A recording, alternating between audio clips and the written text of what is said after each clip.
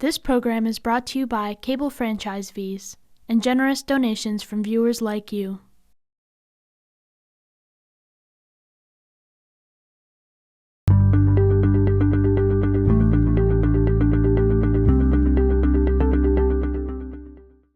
This is a meeting of the Amherst Town Council Finance Committee meeting.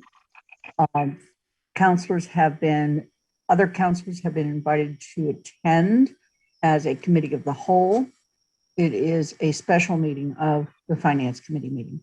And Andy Steinberg, who is chair of the Finance Committee, will be chairing that. So based on Governor Baker's orders, we are allowed to hold this meeting virtually. I am going to call on each of the counselors and ask if they can hear us and we can hear them. And then Andy is going to call on the other people who are on the Finance Committee that are not, and do the same thing. So I will begin with Alyssa Brewer. Present. Thank you. Pat DeAngelis. Present. Darcy Dumont. Here. Mandy Johanneke. Present. George Ryan. Present. Evan Ross. Present.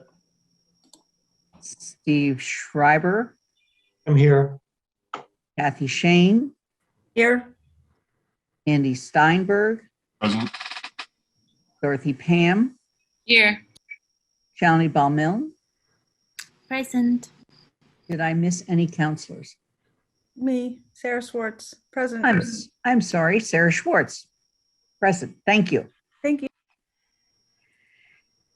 So I'm going to recognize that there's a quorum of the Finance Committee just who've already registered their presence previously, and want to call the Finance Committee to order, but there are some members of the Finance Committee who are not counselors, and so I need to confirm that they can hear and be heard. Bernie Kubiak.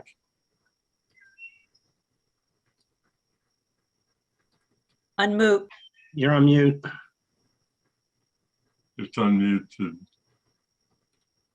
Bernie. Present. Bob Hegner. Present. And is Jane Scheffler here? I'm here. Okay, so I think we have all members of Finance Committee who've now checked in and confirmed that they can participate in the meeting. This is, as Lynn noted, this is a meeting of the Finance Committee. It's a meeting to review the social services section of the budget. It is found on pages 186 through 189 of the proposed budget and is a part of the community services function. Section 5.5A of the charter requires the Finance Committee to, and I quote, thoroughly review the budget and make a presentation and recommendation to the full town council within 30 days of referral, unquote. Because it was as noted, we now have a quorum of both committees, the council and the committee. The budget submitted to the council on May 3rd proposes the appropriation of $130,000 for fiscal year 22 as personnel services for 2 community responder positions. I will begin the meeting by asking the town manager to explain that recommendation. I will then ask members of the Finance Committee and counselors who are not members of the Finance Committee if they have any questions. Members of the Community Services Working Group are joining in to the meeting. I don't know, are they on this call now? Tina? Here in the audience. Okay, when I will have to ask that if they need the opportunity to call the meeting to order once they join this meeting, because it would be in then a public meeting. And I will also, there will be an opportunity for the for limited public comment during the meeting. When the Community Services Working Group is here, I understand that they may have something additional to present, but I have asked that they not repeat the Monday presentation, since all present have had the opportunity to see the Monday presentation. So with that, I'll turn it over to Paul. And since he's made the budget proposal, we want to start by hearing from him. And as I say, then opening it up to counselors and members of the Finance Committee to ask questions as the next step. Paul, Great. please proceed. Thank you, Andy. And thank you for giving me the opportunity to present this portion of the budget. I'm glad that you've carved out a separate day to do it, because it's an important and significant proposal. And I especially recognize that the Finance Committee has already had one 3-hour meeting today, and we'll try to be efficient in the presentation so we can get to questions and answers and comments after that. I want to note that I'm joined here by several members of our staff, because there are a lot of people who are involved in helping to form this. First is our Police Chief, Scott Livingstone, Captain Ron Young, and Captain Gabe Ting. Our Dispatch Center Chief is Mike Curtin is here. Fire Chief Tim Nelson, our Director of Senior Services, Mary Beth Ogolovitz, and then our finance team, Sonia Aldridge and Sean Mangano, are all in the room. I think that's everybody that's here that I recognize. Okay, so if you want to start the slide deck, Athena. So we're in a unique moment in history. We have the opportunity to listen to our community, and actually for the community to speak and align the services we provide, specifically public safety services and policing. I've been welcomed to sit with the Community Safety Working Group for the intense work that they have done. What has come out of their work has created a new dialogue within the community. The work they have done shaped this revised proposal, and on a personal note, changed how I think about my role and public policy in general. Next slide. Based on the report of the working group, I believe that we are united on the goal of reimagining public safety so that every incident receives the right response at the right time. Currently, we have one tool for any issue that comes up, whether it's a kitten stuck in a tree or a person sleeping in a bank vestibule or a person with a gun in the woods. That tool is a police officer with a cruiser. These police officers are well trained with a broad range of skill sets, but it isn't always the best way to respond to a call. And I think both the members of the public have said that, the members of the police department have said that, many people say that it's a limited tool set. The proposal, in concert with the recommendations of the working group and in line with dozens of other communities who are exploring the same area, is to create a new department to be located in the community services section of the budget to offer unarmed community responders to designated calls. If we get this right, this in turn will change the role and mission of our police officers. It's important to note that this is not the first time we have looked at this type of redefinition of policing. Since the 80s, the town has moved dispatch from uniformed officers to civilians, established an animal welfare officer, has established civilian parking enforcement officers, and most recently, if you recall, a year ago, we established the COVID ambassadors, because we felt that it was important for non-uniformed officers to be responding to complaints about COVID and things like that. So there's always been a willingness and an eagerness to try to align our services with the need of the time. So next slide. So why is now the right time? So it's a rare occurrence for the town to establish an entirely new department.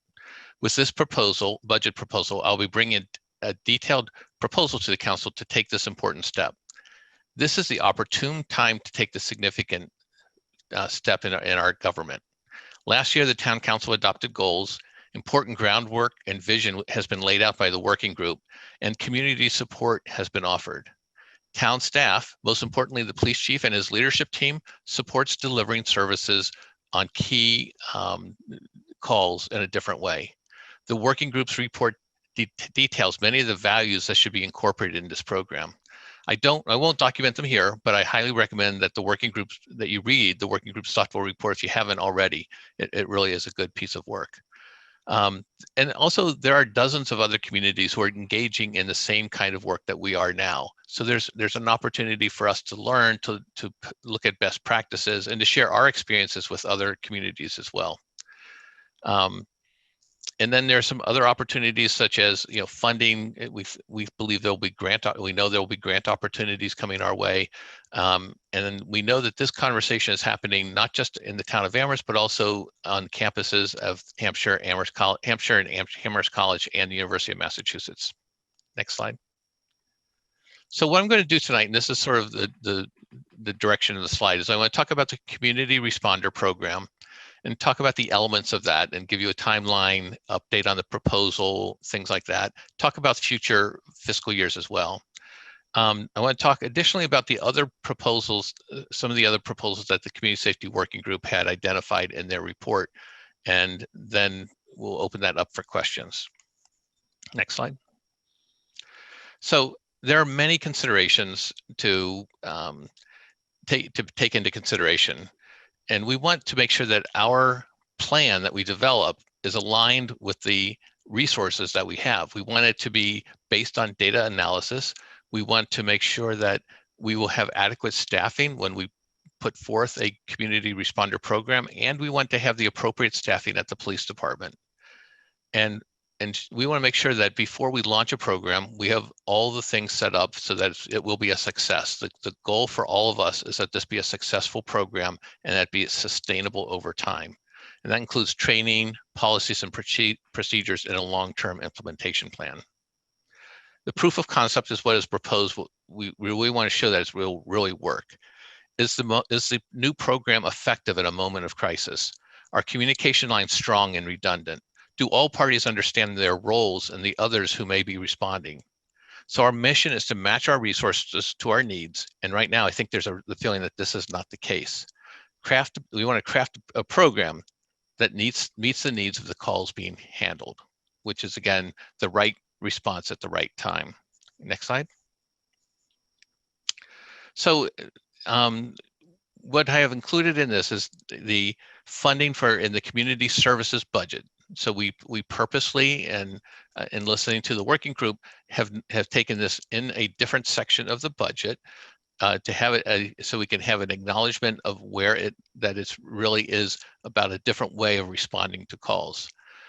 The intention is to plan and pilot the program for implementation in FY22.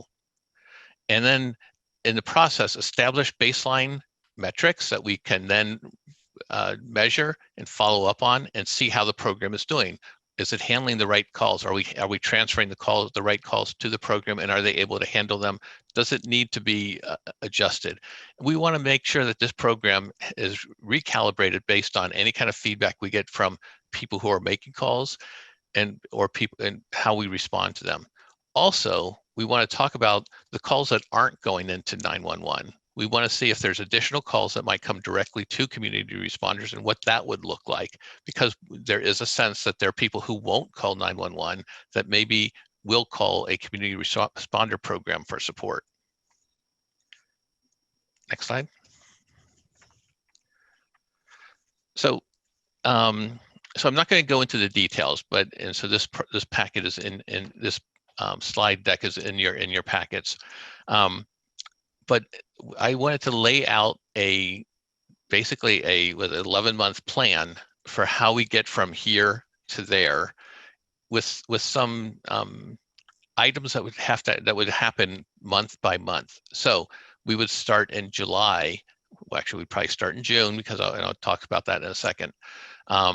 And we would pull together our management team. We would request participation from members of the Community Safety Working Group if they are willing to do that. We would want to engage with other stakeholder groups who will benefit from this program, such as those people experiencing homelessness, substance abuse, mental health challenges, things like that. we'll want to look at the data that we need to collect through the LEAP program, which I'll talk about in a second, and other social service providers who are already doing some of this work in a different way that the police department and fire department utilize currently. We want to talk to the fire department. I mean, Tim will be part of the program, but to understand they're on the front lines for many of these calls as well. And then we want to finalize that first month, the timeline. I want that group to really lock down the timeline so we have benchmarks and milestones that we'll hit. So in August, we'll talk about the kinds of calls that we'll need to go to the community responders program. We will utilize the support of the LEAP program, who has done this for many communities, and they have an experience and sort of can make an informed judgment about what kinds of calls are good to be reprogrammed. We want to develop more of the program details. Are we doing employees, contracts for services?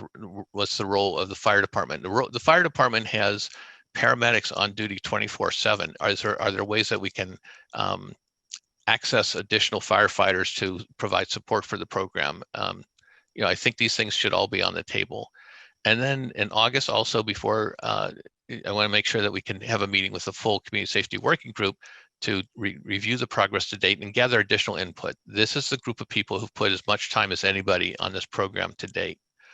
In September, we'd be looking for job descriptions for the lead community responder. This would be a leadership position, who will be the primary person charged with implementing the program. And we'd be doing job descriptions for all the community responders. We'd want to be developing our policies and procedures. And in September is when I would make the initial departmental proposal to the town council with all the backup that you would expect. And I'd be looking to you for the kinds of information you will want for that to make a successful presentation. Just as a footnote, under the town charter, to create a new department, the town council has to approve it. Next slide. So in October, we'd review the department. I assume that there'll be a process with the town council to review the departmental proposal. Typically, the town council refers it to one or more committees. So we would be reviewing that with the different committees that the council chooses to have it discussed. We'd be finalizing our policies and procedures. We would hope that the council would approve the new department in October. We'd be setting up the training programs that these responders would need. And we would have recruited our lead community responder. And then in November, we have the person working. We start recruiting with that person taking the lead. We start recruiting our community responders. December, we finalize our training program. We get all the material in place, such as a vehicle or vehicles. We have to have the community responder space where they're going to be located, identified, and outfitted, and all the little logistics. And yet they seem small, but each one might take time. In January, we declare this program, the pilot program, operational, and we'd start training. I think many of these programs require up to 50 hours or more of training for community responders, and so we want to have adequate and ample time for the responders because they will be taking on some difficult things. We make sure they have all the de-escalation techniques and everything that they need to be a successful responder. Next slide. So by February, we want to have everybody hired. We think we want to have the training being completed. We want to have finalize all the protocols for call handling by the dispatchers. We want in March, and we want to keep the training going, and we will have to do training of all of our dispatchers. We have a number of dispatchers who work around the clock, so they all have to be trained and understand the processes. We will need to talk about alternative phone numbers, how we handle those if there's a dedicated line for handling calls. There's some interest with the working group to have a line that would go straight to the responders. I think with our new phone system that has many more enhancements, that is more achievable with our current phone system. We have to understand, are these calls going to be recorded or not? How are we going to monitor things if they need to be monitored? What are the legal ramifications of these types of things? And I think that depending on how we work through the dispatch and the phone call thing, we set up just as a side note, during COVID, we set up a separate call-in line, the COVID hotline, that was staffed many hours all day during the week, and then on weekends as well, by ambassadors, so that there was a live person answering the call during the peak times when calls were coming in. And we found that to be a high value thing, because it was important for people to, when they're calling in a crisis, that they get a voice. They don't get a machine. Someone says, "I'll call you back." So staffing that up appropriately will be important task to figure out how to make that happen. In April, we'll be looking to present a report to the council on how the program is working, because in May I'll be presenting a new budget for FY23, and I think they'll probably be talking about FY24 as well, in order to keep the program up and running. Next slide, please. So I'm going to ask Sean to go through the budgetary pieces of this, if you don't mind, Sean. Yeah, so the first piece here is the implementation team. This is the different department heads that would be involved in sort of that first phase of the tasks that were described. We didn't quantify what this would be, but obviously there's a value to this. The second piece are the community responders themselves. And so there's sort of a lead community responder, which is what we labeled here as a director. And then we are proposing 4 actual community responders for the first year. And so the value of that, again, these are all estimates until we actually hire people and make decisions about where they would fall on a salary grid and what salary grids they would fall on. But our estimate for that piece of it is $150,000 for FY22. And our proposed way we would fund this is the $130,000 that was reallocated from the police department to the social services department. And then we also identified at a prior finance committee meeting that there was also about $40,000 in educational incentives that we felt we could repurpose as well. The next piece is an administrative support position. Again, so you can see there's different time frames based on the calendar that we just discussed. And so this would be a 7-month position. We're estimating this would cost about $30,000. This would also come from the staffing and the educational incentives budget.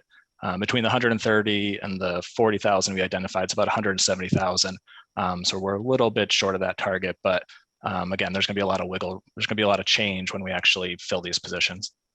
We're estimating the benefits associated with those positions will be around $45,000. We don't know who won't elect health insurance, so this is just an estimate at this point.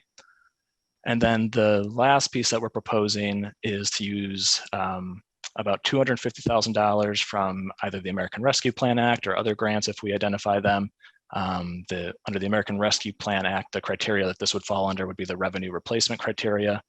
And so we're proposing that to be used for the consulting that would go on, the training, the purchase of a vehicle, supplies for year 1 supplies, because there would be a greater amount of supplies needed to be purchased in the first year, and outfitting the space. And so the total of all of these different pieces is about $475,000. Thanks. Next slide. Thanks, John. So there's 2 things that we're doing now in May and June of this year. The first is we have had many discussions, as has the members of the Community Safety Working Group, with a group called the Law Enforcement Action Partnership. And they have become sort of specialists in developing community responder programs and other alternative policing efforts.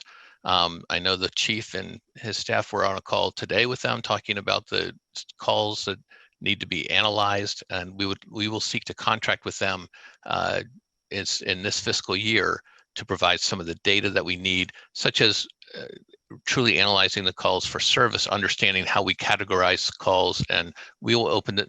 That's why Mike Curtin is here from the dispatch, so he can help if there are any questions along that. We want them to help us with asset mapping and how other towns have done record keeping, things like that. The other thing is that there is I talked about how we have many communities all working in the same space at the same time. Not everyone, but many of them. And we're all at different phases. So Harvard's Kennedy School of Government has reached out, and they have a government performance lab. And we are applying this week to be a part of their community of practice, where they will group communities based on where they are in the process. So we are sort of in the middle of the process. We're not just thinking about it, we're actually doing it, but we're not at the Eugene or Albuquerque or Denver model where they're looking at the next phase. And so, in fact, the call I was on had people from Eugene and Albuquerque and Houston, Texas, and places like that, because they're looking for their own community of practice supported by the Kennedy School, because we can learn from each other, and we have to create a program that's unique to our town, because we are a unique town. We're a unique town partially because of university, but there are other university towns, but we're relatively small compared to a lot of the other communities that are building this. So that has to be taken into consideration, but they have other small communities that I'm hoping that they'll group us with. So this is a no cost thing. It's an application. We have to get approved, and they will provide 12 months of support, technical assistance as we need it.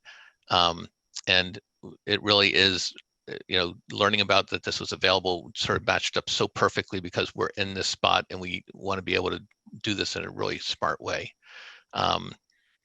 So in this program, if we get admitted to it, will begin in August of 2021. Next slide. So these are the types of things that the Community Safety Working Group has they've identified all these things. I mean, quite honestly, I've stole a lot of this out of the report, because, they've identified the issues that we need to be talking about. Some of the other things that might be in here is what data is public, what are the legal requirements, are they mandatory reporters, if they come into a certain situation. There are a myriad of legal issues that we want to make sure that we don't put anybody that we hire into a bad situation legally or through safety, it's just physical safety either. And we also, as I mentioned earlier, we want to talk about what calls are not going to 911, and talk about the alternative phone systems that we might look to implement as part of this program. So next slide. So this is, where it becomes more difficult, because I think year one, we never thought was going to be a challenge, but years 2, 3, and beyond will be, because we anticipate that the program will grow. We anticipate that, right now we're funding it basically for half a year. We're going to automatically have to fund it for a full year, even if it doesn't add any new people. There's a impact on the budget, but we also anticipate that there will be a need for additional community responders, and there's a cost to that. And this is probably the most important part of the work that we need to do. So I think that we are looking at adding significant funds. And as everybody knows, under the limits of Proposition 2.5, we're limited to increasing our budget, our property tax, by 2.5% plus any new growth that comes. So this will be an important factor to see how we can fund this program going forward. Next slide. So I want to list some of the challenges that are out there. So, and I think there is the budget for FY22. There is a tremendous urgency for change that we need to address, and that's why we have a fairly aggressive timeline. If you looked at Northampton, they're taking a year to plan. They're hiring they're taking a different approach. So we're trying to do the planning in about 6 or 7 months. We need to have a detailed plan for implementing and piloting. I think the council will require a pretty comprehensive plan in order to approve a new department for the town. I've talked about the budget challenges. We want to really craft a program that matches the needs of the town. And we want to recruit excellent community responders. I think some of the research that's been done by the working group was that it might not be the degree you have, it might be the attitude that you bring to the job. And we want to understand the labor market, talking to other social service agencies who might be hiring the same types of people. And so we can align our hiring requirements to match the needs of the program and the skills that are readily available with our candidates. And once we have this program up and running and it's successful, we want to ensure that the police department's mission and purpose are aligned with the staffing provided by the town. So if we have a new program in place, it means we need to be thinking about what is the police department's role as well going forward, and the fire department, for that matter, might have impact on both of those things. And then the key, though, again, just from talking to people, is that making sure to recognize that we always think that Amherst is unique, and in this situation, we truly are. And we need to put the time in to craft the program so it meets the needs of our community members. Our goal is to create a policing program and community safety response program that meets the needs of our community. Next slide. So I wanted to address some of the other items that were in the working group. So the working group took a broader look at the issues it was examining. It sought to ensure public safety response is anti-racist, equitable, just, and fair. But they did the next thing too. They wanted to offer preventive services that get at the root of assisting residents to avoid public safety involvement in the first place. And I commend them for that, taking that extra step. And I want to address some of the things that they have talked about, and because it aligned with some of the things we've been thinking, some of them have aligned with some of the things we've been thinking about. So the first is, how is the town addressing diversity, equity, and inclusion work, what many people call DEI, and you'll see that in this presentation, diversity, equity, inclusion. My son is works with difficult children, and they call it JEDI, justice, equity, diversity, and inclusion, because the kids get excited about being part of the JEDI team. So the budget proposal calls for the creation of a DEI coordinator, which is already in the budget as presented, and by reallocating an existing position and using some ARPA funds to create a new position that will be a DEI coordinator. The budget that you have in front of you also includes a separate $80,000 request for anti-racism work that is included in the town manager's budget. This is that $80,000 that was in last year's budget that paid for the consulting group and some stipends for the working group and some other work by the core equity team for the town of Amherst. In addition, I'm prepared to dedicate the funds allocated to the economic development director position currently that's in the town manager's budget, and to reallocate those funds to a DEI director position. This is a difficult decision on my part, because both are high needs, but I feel like at this moment in time where we are, this is a higher priority for the community, and am prepared to reallocate those funds to this position. Next slide.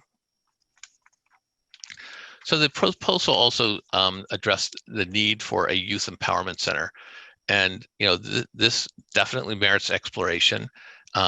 We think it should be done in partnership with the schools. The schools already have a family center that does some of the same things, but probably not everything. So I think there's some lessons to be learned from the work that they did on their program, but also sort of gauge how this would look there. And so I would ask our new DEI director and our new recreation director to work on this proposal for the next budget season. Next slide.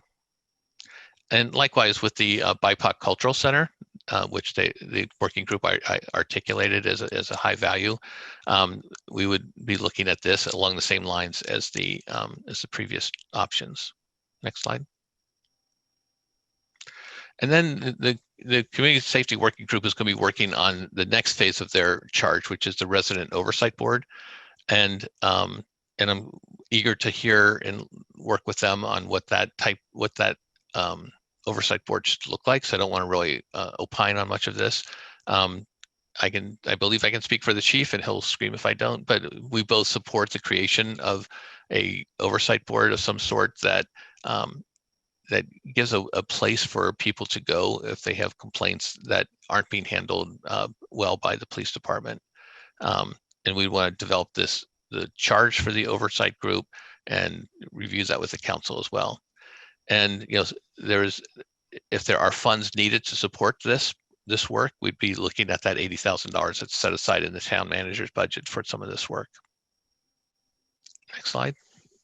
So that's our presentation, my presentation. And so I look forward to questions and concerns you may have. Thank you, Paul. Appreciate the presentation, and I'm going to be recognizing both counselors and resident members of the Finance Committee in the order in which hands get raised. So please use the hand raise function, and we'll start with Melissa Brewer. Thank you for that presentation, Paul, and I'm so excited that you were able to share those slides with us earlier today in between all the other meetings. And I'm also really excited to see the progress that we've made since the initial amount of money that was discussed for this, and just the way you've taken everything to heart and tried to figure out creative ways to approach it. So this is incredibly interesting, and I really look forward to our deliberation. I have a small thing that I feel like is actually a framing issue that actually matters. And I don't want to detract from really meaty discussions, but I am really, my gut instinct when you first brought this up is I love the fact that it's under community services, because people complain about, how much money do we actually spend on serving people in different ways. And so obviously public safety is one of those ways, but the senior center, veterans, recreation, pools, etc. I really dislike is not a strong enough word, calling this social services. Social services feels like a throwback to 1950s welfare programs for needy people, as opposed to something that benefits our entire community. So I don't want to ask you to pay somebody for branding, and I know you had to call it something, and I appreciate totally that it's within the community services umbrella. That makes so much sense to me. But let's have everybody put their heads together and come up with another name for it, because I really feel like it calls this out as a separate thing when it's not. It's something that's literally for everyone, far more so than the senior center is, for example, or veteran services is, which have much narrower populations. So I look forward to that, just so that we can make it clear that this is a very holistic approach that you're promoting and that's intended here. And sometimes those words do matter. So thank you. If I can answer that, Andy. So I think that's a really good point. I think we did that because, and Sonia can weigh in here, we had a budget line item that was already established. Was that, Sonia, do you want to, I mean, it was more like, do we create a new budget line item, or do we just take one that's already in existence? And so I think you're right. We can look at renaming that, or Yeah, we can rebrand that going forward to something else than social services. The only thing we'll have to keep in mind is if there's other things we do in the future, then we may have to create a separate grouping, which is something we can do. So yeah, it's just a chart of accounts thing. So again, we're open for questions. Kathy. I too want to thank you, Paul. The distance between what we saw as one little piece of a budget to this larger view, and I definitely thinking about this is the next year will be a transitional period for us. As some people know, have a background or for years worked on healthcare policy, and we would come up with fabulous ideas and people would say, how do you plan on implementing them? And can you get them up and running next week? And it would turn out we actually couldn't get them up and running next week, but we could get them up and running. It wasn't that they weren't doable. So I just have a couple questions about the coming year, but also as you started to look at the future years. I noticed that in our budget, we just got third quarter estimates in on the current year budget, and it looks like we will be running under budget in the police department, probably police line, at least in part because 2 positions weren't full.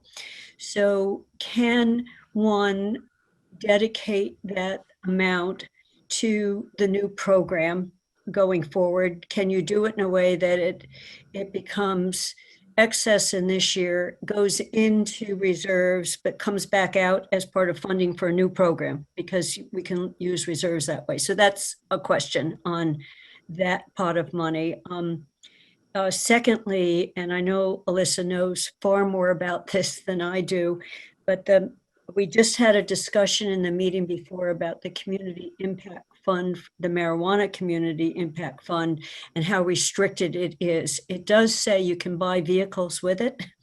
It does say you can do mental health training with it. Again, it's around marijuana and it's more around drug, but at least some of these calls. So can any of that, and there may not be an answer to that, but can any of that be drawn on? Because it's a pot of money that we haven't touched on. So I'll stop with those two questions. I have a question about the current budget too, but I just wanted to get those two in because I've been going back and forth with the budget, trying to think of how do we get the first year program running up and running and be ready to build on in year two and build on rapidly, but get a healthy enough start so we can really, as you said, be saying how well is it working? Can we get everything in order? So I was looking for potential sources of additional money as we need them. Sean, do you want to help with that, or do you? I'm happy to do it. I mean, yeah, Sean, go ahead. Yeah, sure. So the first piece I think was, can we use the amount that the police department's coming in under budget this year to support the program next year? Potentially. I mean, that's not an ongoing revenue source. Again, that's sort of like using reserves to fund something. But potentially, again, that's going to fall to free cash. And if there's a use we decide in the future that we need to pay for out of reserves, that could be an option. Again, we were proposing to look at the grant first before we dip into that. But again, it's an option for the council to decide. What was the second question, Kathy? Marijuana money. Yeah, no, that's something we've talked about actually. We're trying to work on we plan to come back to talk to the council about that money I think it was going to be in the summer or the fall. We were going to have a more comprehensive discussion with the council about how to allocate that. Our initial thoughts are that some of that money could go to support this program.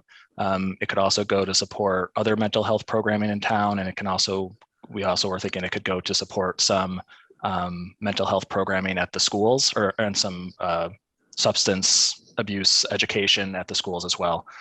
So I think the answer is yes to that. And we wanted to have that conversation in the fall about the plan for using that money going forward. So can I just follow up on both? So if those pots become available to greater or lesser extent in what you laid out as a first, I understand this is just the FY22. Does that potentially either expand to another responder position, and those decisions could be made in the spring because it's money that's being kind of held in a bucket to say we could draw on that money. So that was where I was thinking on.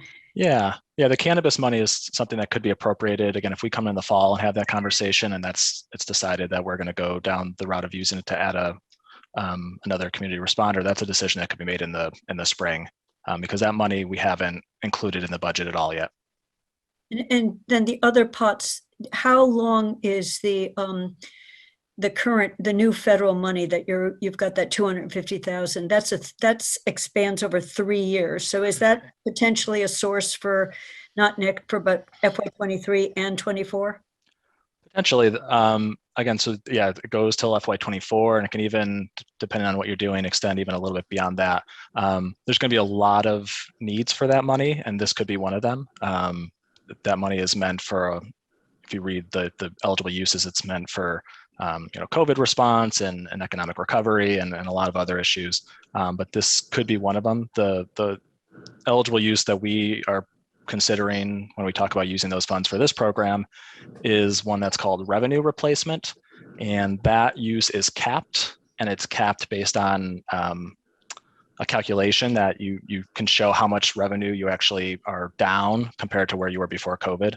And so you do that calculation several times throughout the grant. So in this first year, we anticipate that number is going to be potentially a larger number for revenue replacement because our revenues are down quite a bit from where they were pre-pandemic. But as we go forward in the out years and as things start to recover, that number is going to shrink. So we don't know exactly how much will be available in year 2 or year 3 for that eligible use. But that is, again, that's something we're considering as part of this plan. Thank you. Steve. Thank you. And thank you for the presentation. And I was also very moved by the community service working group, the community safety working group presentation on Monday. I didn't say much then, but I do have some questions here. Some of them are kind of nerdy questions. So Massachusetts is one of the most heavily regulated states regarding professions and occupations. So my question really has to do with what actually is regulated by, like, what are the things that somebody who's a sworn police officer actually have to do, or a firefighter or an EMT.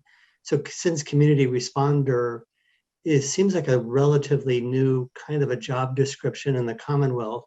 I'm just curious what those boundaries might be in terms of everything from licensing to union contracts to federal standards. So that's not necessarily a question that has to be answered now. Well, can we take a crack at it? Yeah, actually, can I babble away while Sure. Yeah. So a friend of mine who's been a police chief in a number of communities turned me on to Sunnyvale, California, and Kalamazoo, Michigan, obviously different states, which are communities which have cross-training between the various community safety groups. So for example, police, fire, EMT, and maybe others, especially in Sunnydale, are there's a unified approach where a police officer can go respond to a fire call as a firefighter, and vice versa is how I understand that. So I'm just curious because creating another department causes inefficiencies. I really am literally babbling here. And then the last thing I wanted to say is, obviously a new fire department is on the capital priority list, but I hope that we, as we're thinking about community safety, obviously a new fire building is very much part of the community safety complex, but it's possible that as this department matures, or whatever matures, that the fire department can be a reasonable co-located space for the community responders. So that's my babbling, and I'd love to hear what Paul was going to say, or anyone else. Yeah, so I just want, so that, Tim Nelson, our fire chief, has had some really creative ideas on how can we utilize the fire department to support this mission. And his team is very open to thinking about, because they're all paramedics and they're on duty 24 hours a day. And so that's an opportunity that we should address. In terms of all the legal stuff, I'd look to either Scott or Mary Beth, who Mary Beth is licensed social worker. Scott, of course, knows everything about policing. Do either or both of you want to address that? If you want to go first, Mary Beth. Sure. There we go. I guess I would distinguish these positions as really more focused on behavioral health management. If you look at the models that are out there, they are typically individuals who have expertise with mental health crisis, substance use, poverty-related issues, homelessness, food insecurity. So they tend to be more of an expertise with social work than individuals who are trained as law enforcement. And in many of the contracts, including Cahoots, it states specifically that the community responders are not law enforcement, nor are they authorized to act thereas. So for instance, they couldn't enforce a trespass order. They wouldn't do something like that. They would not serve somebody with a trespass order. They might respond to a trespass call to de-escalate. Their response and how they perform their work is very different, and it's behaviorally based. And so that's, I just think, a sort of a primer of the distinction between those two facets. And what I also would know is that in all of the models that I have read and researched, and I used to teach a course, Mental Health and the Law. So I've spent many years, it's a professional passion of mine, is that these models are highly successful when they are collaborative. And by collaborative, it is everybody understands what the roles and functions are and the boundaries and limits and the specific expertise that each team brings. So an EMT brings a very specialized medical approach, and the team, as they begin to work together and call and cross-train, they learn when it is appropriate to maybe call in for assistance or to get backup. But they really are collaborative, and that they tend to also have roundtables. So once a month, you would have defense attorneys meeting with the fire department, the police department, community stakeholders, behavioral health providers, the community responders, and those individuals who are working with those who tend to be served more frequently by these processes. So I don't know if that makes sense or answers in part what you're looking for. Scott, did you want to add anything to that? Yeah, and I would just touch on, Steve, the specifics about a co-response or co-fire police response. I'm familiar with some in the South where there are fewer restrictions and fewer training responsibilities for police and fire. I'm not familiar with the Kalamazoo, Michigan one, but the mandates and licensing for police officers is extensive. And I know it is to some degree with the fire, and Jimmy could jump on board, but just the initial training to become a police officer is 24 to 26 weeks of training. And then there's annual trainings that go along with that. And then additional annual in-service trainings of a minimum of 40 hours annually, and it's usually more around 70. So specific to firearms and first aid response, and, the district attorney's mandates as first line reporters and that sort of thing. It would be a very difficult process to go through for either a fireman or for a police officer to be cross-trained. I don't know if we could do it. That makes sense. Thank you so much. From the fire part. Yeah. Tim, did you want to add? Yeah, I would agree with that. You see that a lot out in the South and in the Southwest. They're called public safety officers, and really what you get is a hybrid, and it's almost jack of all trades but master of none. You really don't get the full flavor of the public of a firefighter or a police officer with that. Last time I heard it's brought up was years ago here in Mass, and it's something that would be tough to get through. We're a lot more. We're a lot. This state is a lot more strict in terms of training and certification than you'll find down south or in the southwest for each of those professions. So should we very proceed on to Shalini? Yeah, I'm also full of hope and excitement that we are really working hard, and thank you, Paul, and the implementation team, each one of you who's putting in extra hours, because I know this work is so important and so overdue, and so really excited about that. My question last time was around what kind of calls are going to go to the CREST program, and what I heard from the Community Safety Working Group last time and then from Paul today is that LEAP will be doing that work for us. So that sounds really exciting to me. And when I went to LEAP's website, that's a question I had, was there are two categories of calls. One were behavioral health calls, and these are the ones that typically go to these programs, is the behavioral health, which is lower risk calls related to mental health, addiction, homelessness. And the second was around quality of life, so disturbances, suspicious persons, trespassing.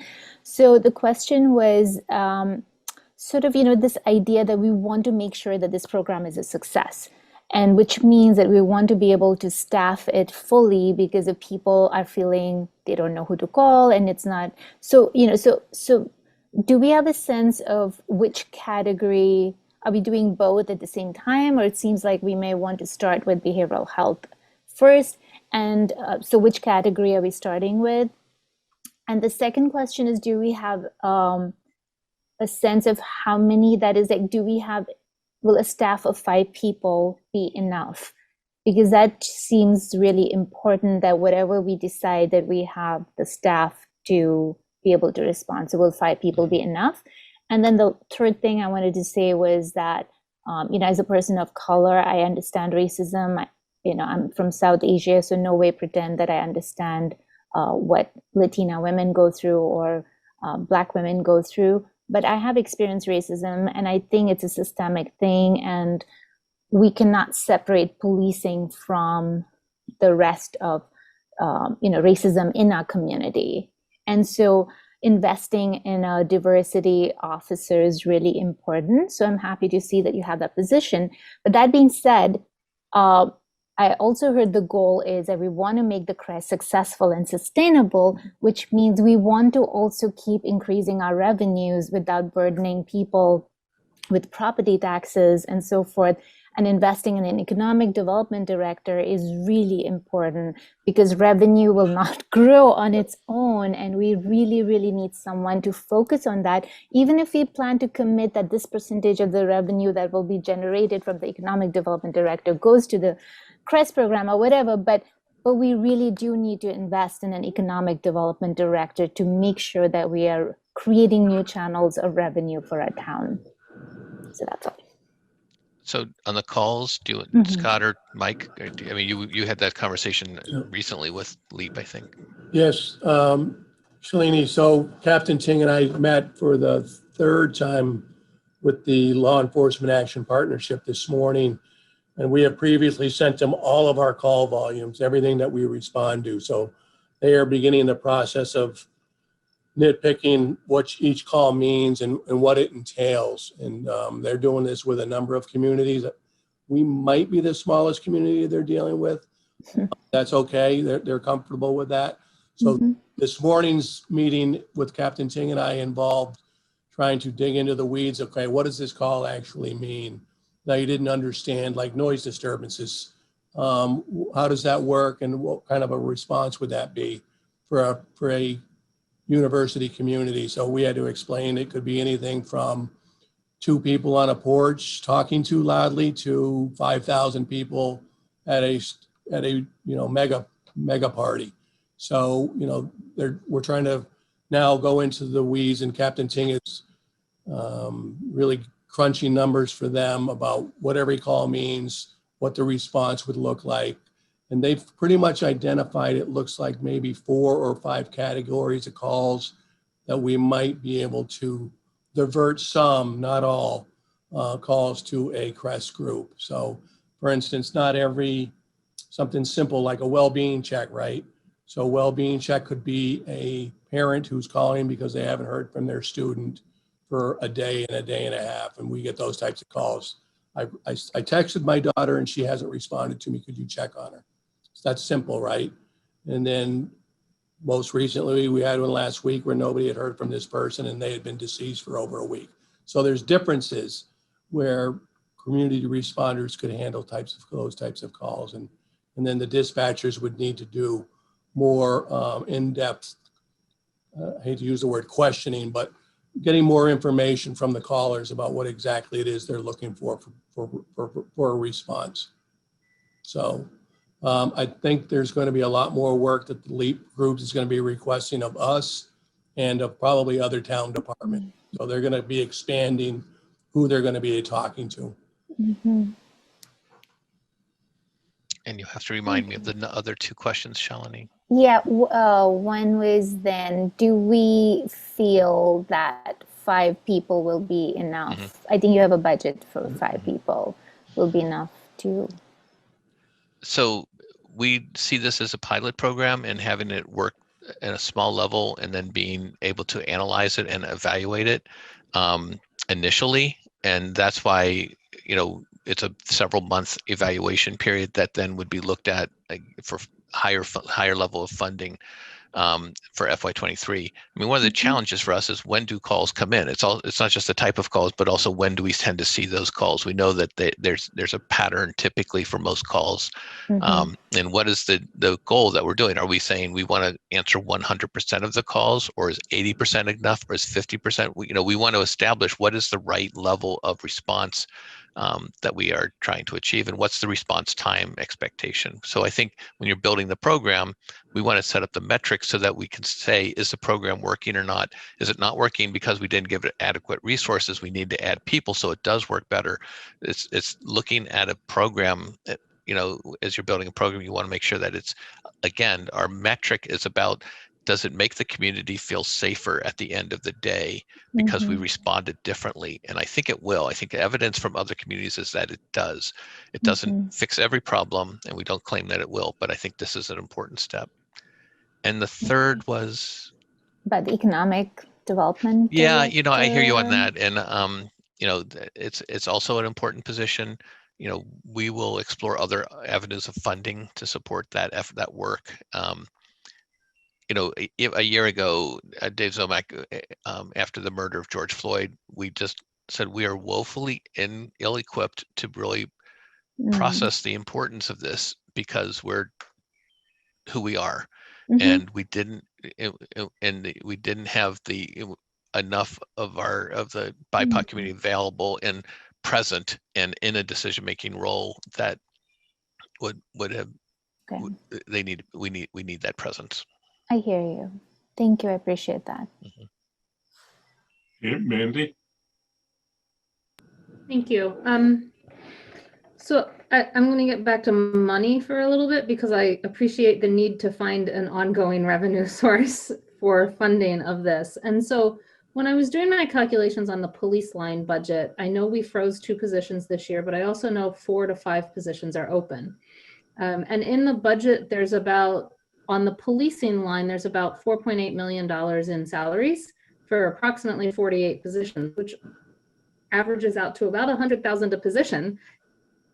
You said for the community services that you were moving 2 positions over, but only funded 130,000, which I assume are starting salaries for police officers, but the positions that became vacant were not being paid starting salaries. So I'm wondering why those 2 positions equated only to 130,000 and not closer to 200,000. And then on top of that, if we have 4 positions open, is it possible to move those other 2 positions salaries over to get closer to $400,000, given just the dividing of positions into amount of money in the salary line, that would give us, without even having to use the replacement funds or much less use of replacement funds under the ARPA or I'm not sure, whatever it's called, government, federal funds to start doing that without necessarily harming the police response for the next year. Because I know when you've got 7 months of no response at all from this CREST program, because it takes time to bring up, the police by default are doing those responses. So we can't, transfer things over immediately and all. But with that, to follow up on Shalini's point about are 4 to 5 employees enough? It sounds like you're starting with a 1 shift 5 days a week plan, maybe 7 days a week plan. So 8 hours a day of doing this if you're going to have all 4 employees working at the same time. If not, are we looking, given the CREST, the Community Safety Working Group's proposal of two person teams per shift. So is the plan to start with essentially a third, sort of 1 shift a day instead of 2 or 3 shifts a day? Or is the plan to start 24 hours a day, 3 days a week? And I understand some of these might not be notified, but the question would be, is 1 shift enough for the CREST program to actually pilot it? And then the third one is for the chief, because I assume this determination would be similar for both programs, which is there is, in order to do a 24/7 force response, and our Chief Nelson would also be able to do this, we need a certain minimum number of people because of vacations, because of, there's just 5 people overall to cover 40, if they only work 40 hours a week, the number of hours in a week, you need a minimum of 5 overall, but they take vacations, they get sick. So in general, what is, if you want 2 people on duty at all times, do we have an idea of what the minimum number of people to guarantee 2 patrol officers, to guarantee 2 firefighters or EMTs, to guarantee 2 CREST people are always on duty? Do we have an idea of what that number is? And I ask that because I'm trying to get an idea for CREST whether the Community Safety Working Group's plan of 16 responders is a reasonable number, because I don't actually know whether that can be enough for 24/7 service for 2 shifts type thing. So those are my initial questions. Thanks. Well, Paul, can I? yeah, Sorry, Paul, can I jump in? Please. I can tell you that when we started at the dispatch center, we ran 2 people a shift on a 4 and 2 schedule, so you need 9 people to cover that. But we ran into the problems you talked about. Anytime somebody's out, it leads to overtime. Somebody gets stuck working a 16-hour shift, now they're sick the next day, and it kind of compiles itself. We're up to 12. There's formulas out there like relief factor formulas that with our staffing, it says we're supposed to have 15 people, which I think would be a little excessive. We'll take them if you got them, but so 9 people, if you wanted to run a 4 and 2 schedule, 8-hour shifts, 4 on, 2 off, you could make it happen with that as a starting point. And in terms of, and that's assuming a 4 and 2 schedule, right? First off, which is what police typically work. The other thing in terms of the pilot, we were looking at two responders on at a time. So not 4 at a time. So for our pilot, we would look at 2 on a time. So 16 hours a day, roughly. We may need some part-time employees to support the weekend work and things like that. The budget sort of is more complex. Do you want me to? Yeah. So the 130 was based off of 2 of the vacant positions or 2 of the sort of lower level positions. We weren't sure how some of the vacancies are at different levels. So we're not sure how those are going to be filled over the coming years, or some of the people on the lower level are going to get pushed into those higher positions. So the 130 was based off roughly 2 $65,000 positions.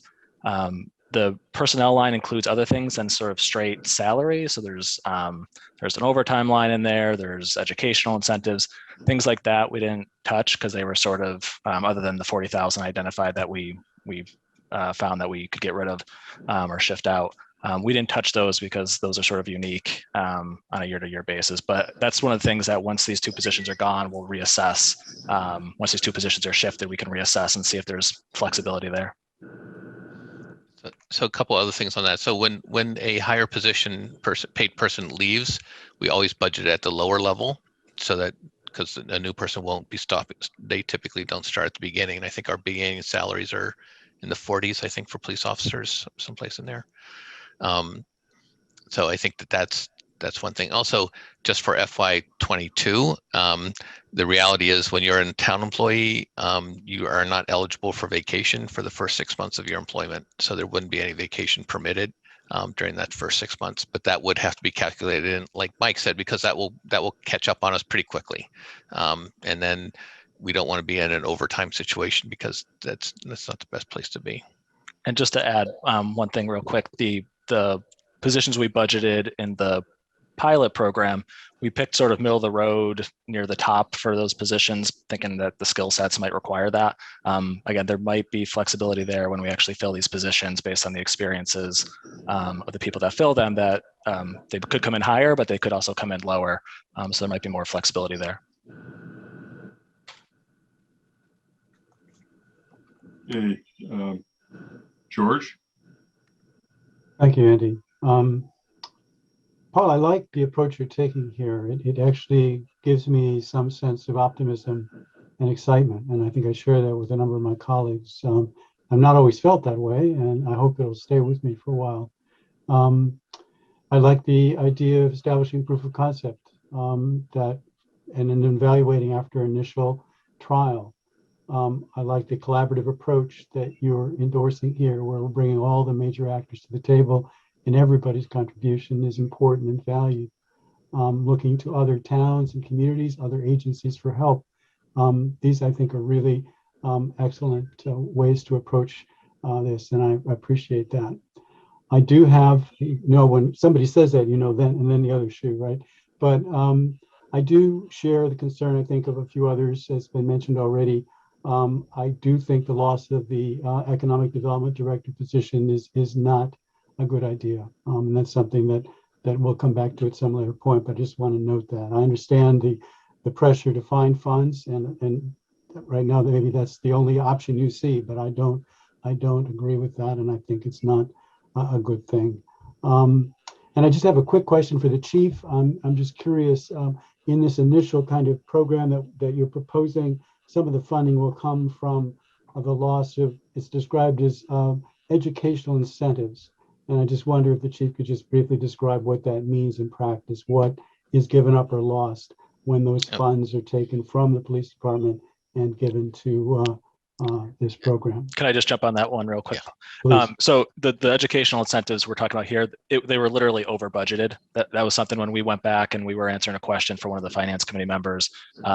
We found a mistake in sort of the calculation of the educational incentives. So that 40,000 that we're moving out, it's not a loss of educational incentives for any of the officers. It's just it's getting it to where it should be.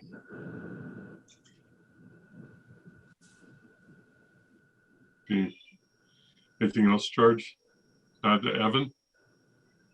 Yeah, and excuse if you can hear the lawnmower in the background. So I want to back up Jordan Shalney's statement, and this probably comes as no surprise to you, Paul. I understand the need for the DEI director, and I commend you for working to find a source of funding for that. I cannot accept that funding being through eliminating the economic development director position. You know, this position has been open for about 1.5 years now. And, you know, a lot of us have been nagging you about it for that entire 1.5 years and been frustrated at you dragging your feet at that.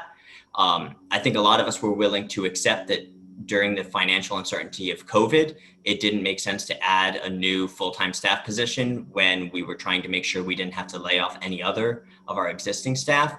But now that we're coming out of COVID and we're looking at economic recovery, this is the exact time that we need an economic development director. And my frustration is that we're sitting here trying to figure out how to fund new staff positions and new programs. And the reason that's difficult is we're trying to fund new positions and new programs from a budget that is already stretched to capacity, right? And so we've created this zero-sum game where to increase funding for one department or to create new staff positions, some other department has to lose. And so in this case, you're arguing that we should fund the DEI director by defunding by 100% the economic development department, right? And that's an unfortunate situation for us to be in. And I think what Shalini pointed out is that an economic development director who does a good job, who can look at increasing investment in Amherst, increasing local business activity in Amherst, increasing redevelopment in Amherst, can help grow our budget, right? So instead of fighting over all of this and having to move this from here to there, we can just grow the pot of money. And so we know, for instance, you know, a lot of folks might not like 1 East Pleasant Street, but the assessed value of that land went from 2.7 million to 19 million, right? So we had an incredible increase in tax money that probably is about what it costs to hire the DEI director. And so to me, it is short-sighted to eliminate the economic development director position to fund this other position when the economic development director position is one that can help grow our budget so we can continue to fund these new initiatives. So I understand it's sort of the easy option because it is a vacant position that has an amount of money attached to it that's about what you want to spend. I don't think it's a good option. So I'm going to ask you to reconsider that. And if we really want to fund the DEI director position, I think we need to find another source of money because I don't think that this is a good option. Thank you. Lynn? I think unmuting helps. First of all, I'm glad to have an opportunity to look at this tonight, both from the perspective of what we originally saw and what we're now seeing. But more importantly to me is looking at it from the perspective of what the Community Safety Working Group has just talked about, what they've learned and what they've brought to us. And then starting to see that incorporated into how Paul is thinking about this. Some of you know my background and some of you probably don't know my background. I've written grants and held and used or worked with grant teams that have done $30 million proposals over a 5-year period and won them.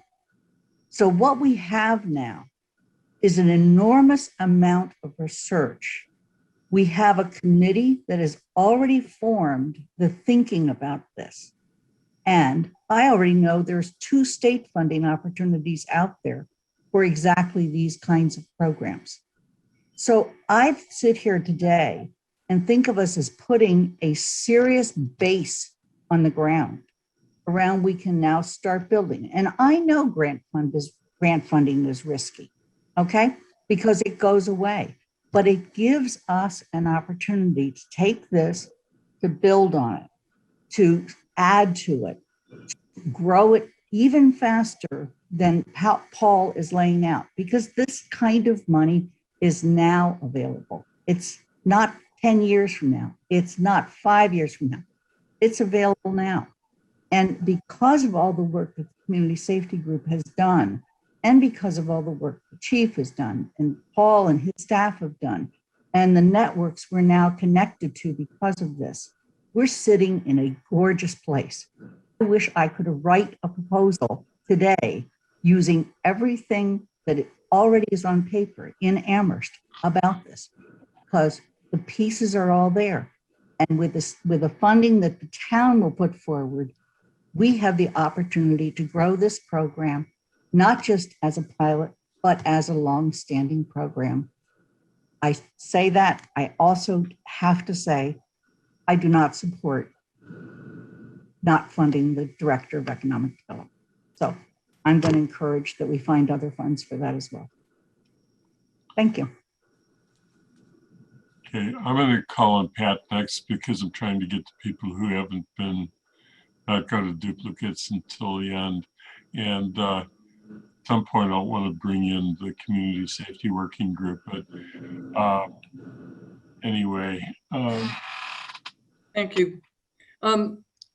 I feel very lucky that we have a chamber and a bid that collaborate with the town so directly. And I feel like with their support, we can continue to be creative around economic development. What concerns me is sort of the replacing that position with a position that can creatively bring our community together, that can heal our community.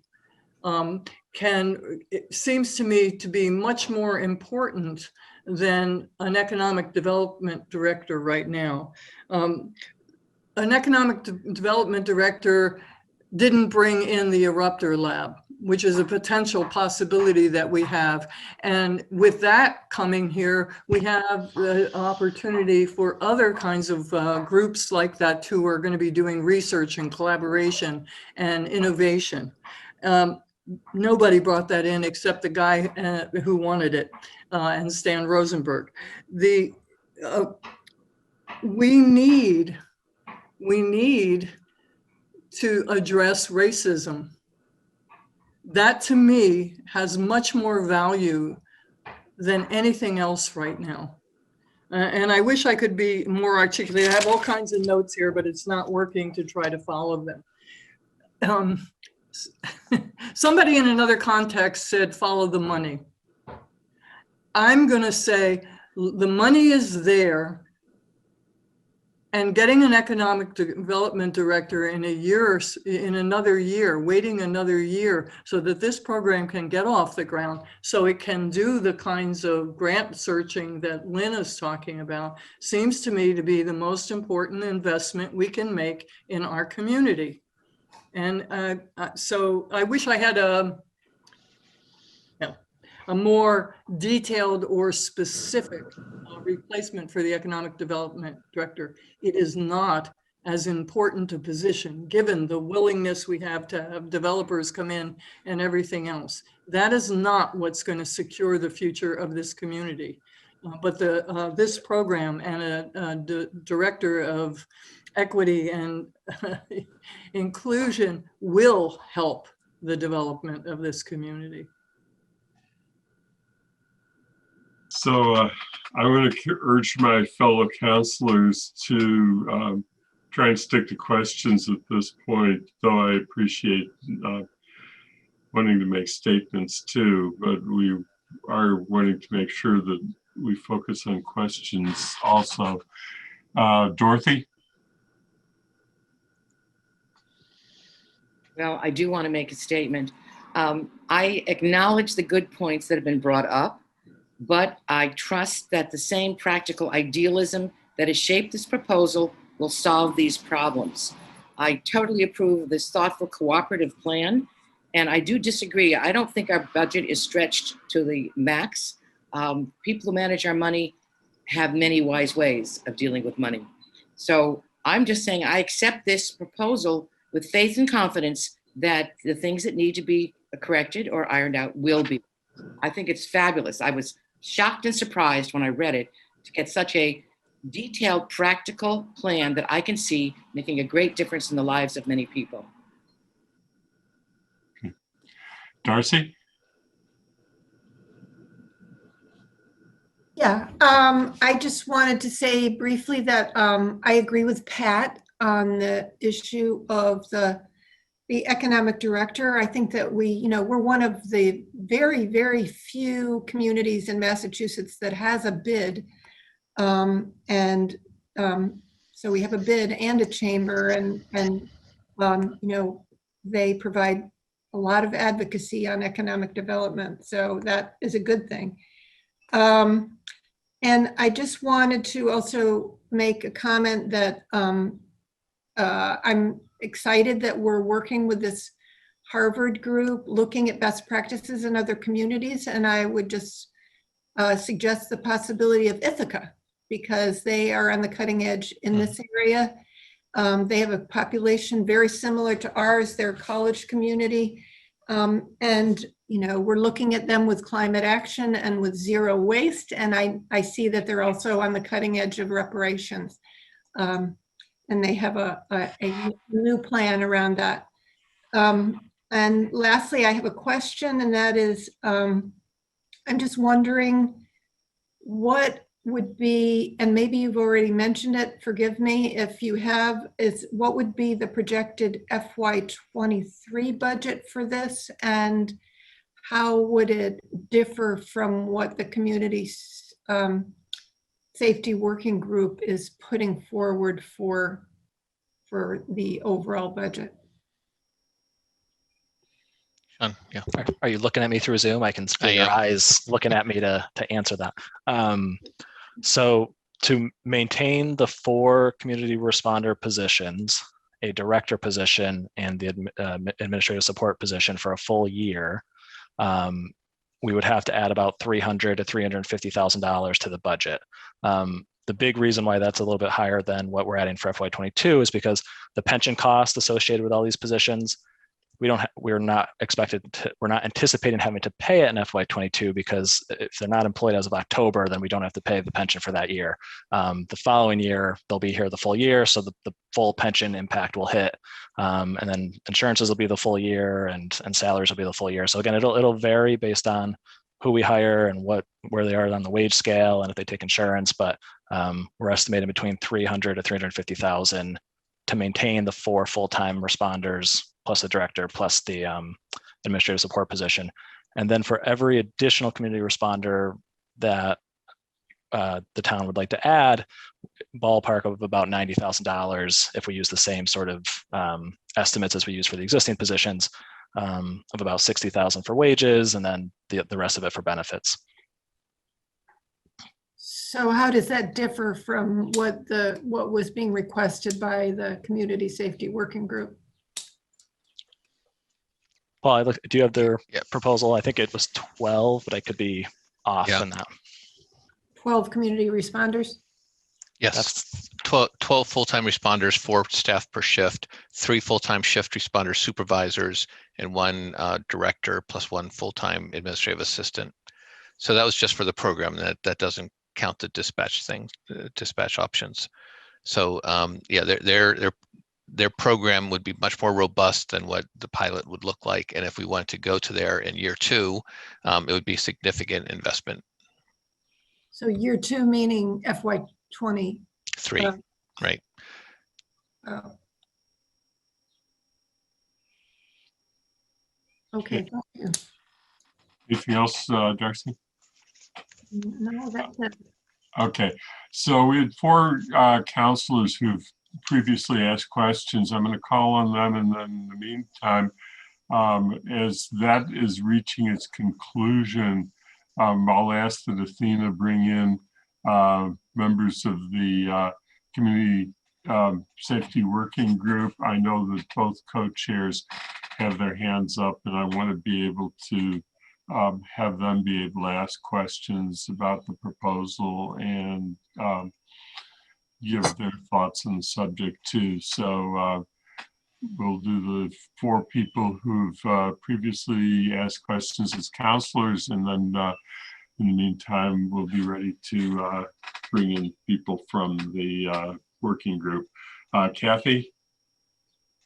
Thanks, Andy. I have one is a question it's a 2-part question. One, we do have 2 positions are being moved out of the police department. There are potentially 3 vacancies. So my question, is there a possibility we could hold one position for a year or for half a year to see whether we, or 3/4 of a year, to see what happens to the workload and the response?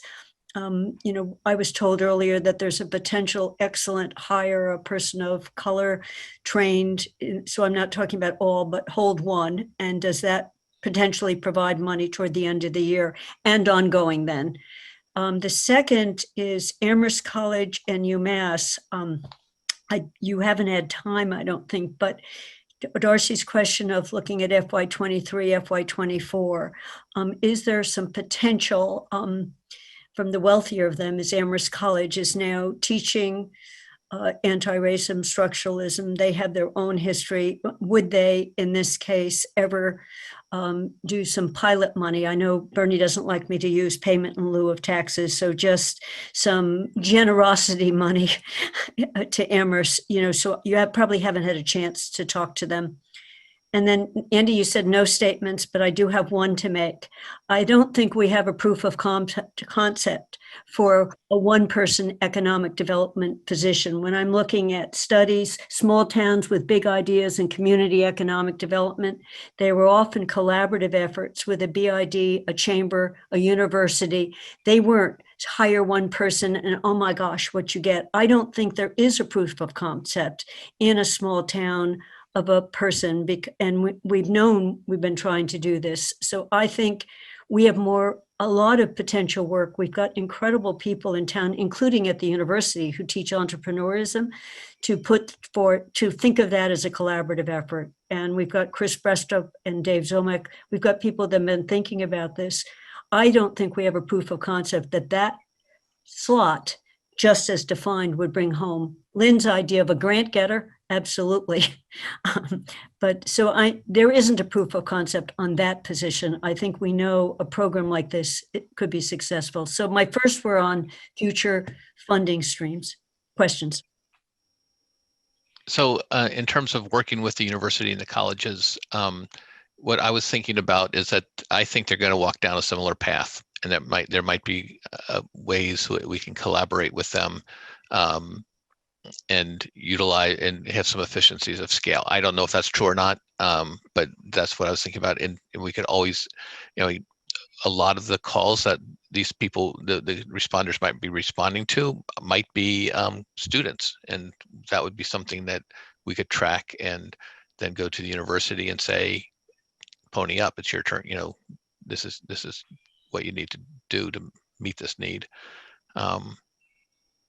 I think in terms of staffing for the program, I think we want to, the first order of business is to look at the timing of the calls and to look at the volume of the calls.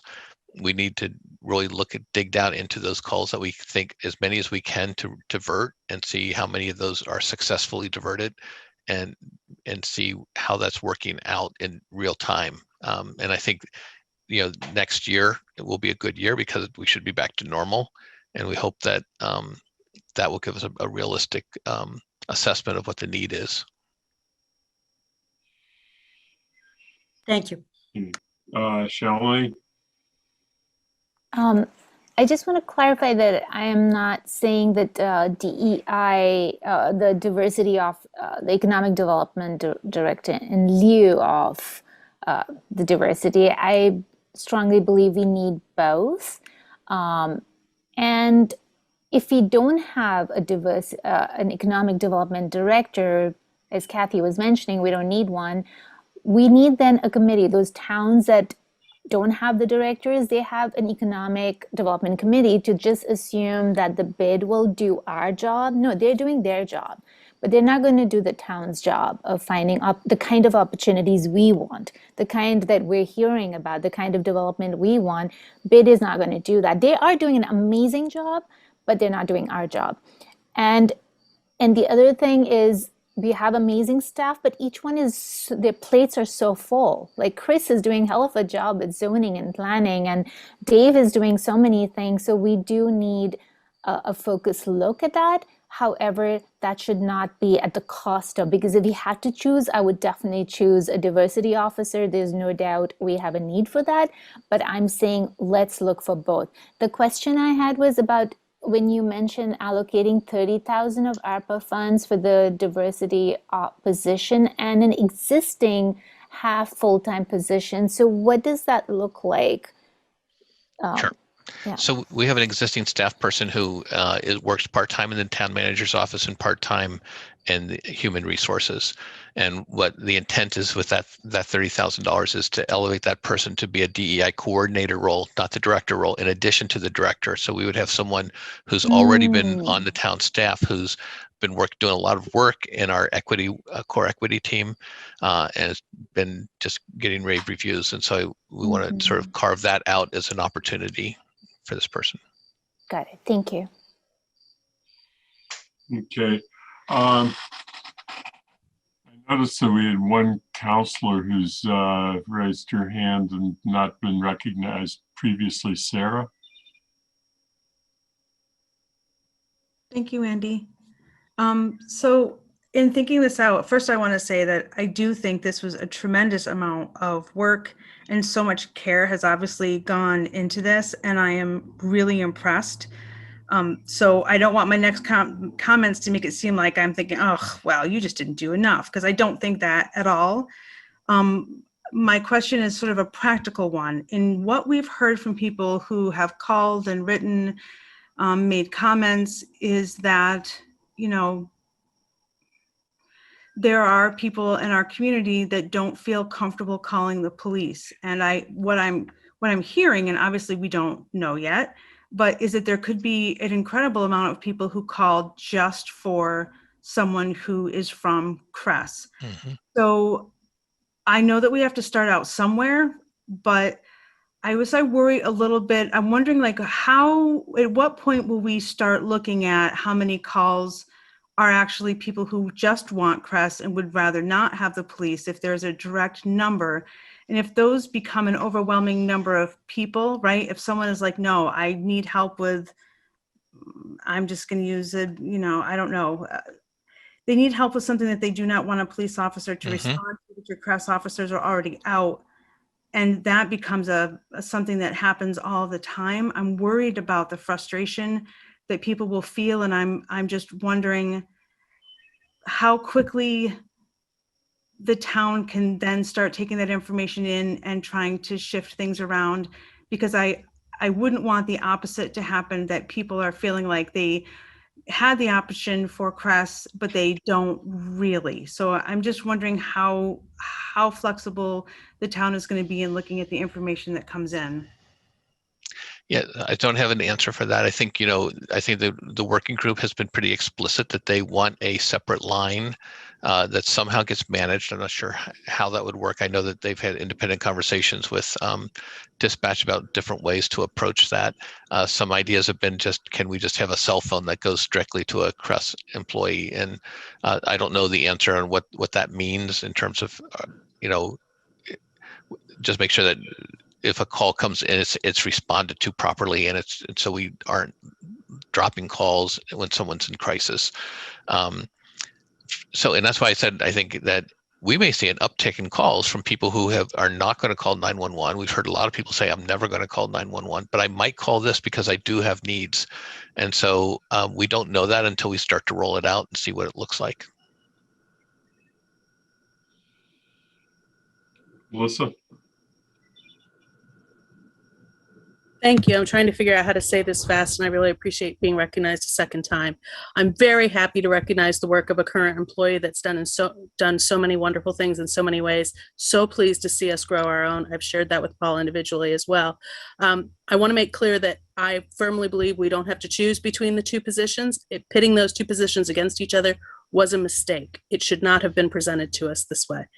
I live in the real world where Amherst College and UMass, in addition to all the things they do indeed bring to our small town, we wouldn't exist if it wasn't for them. They do not and will not ever pay what our residents wish they would pay, despite all our efforts and many approaches.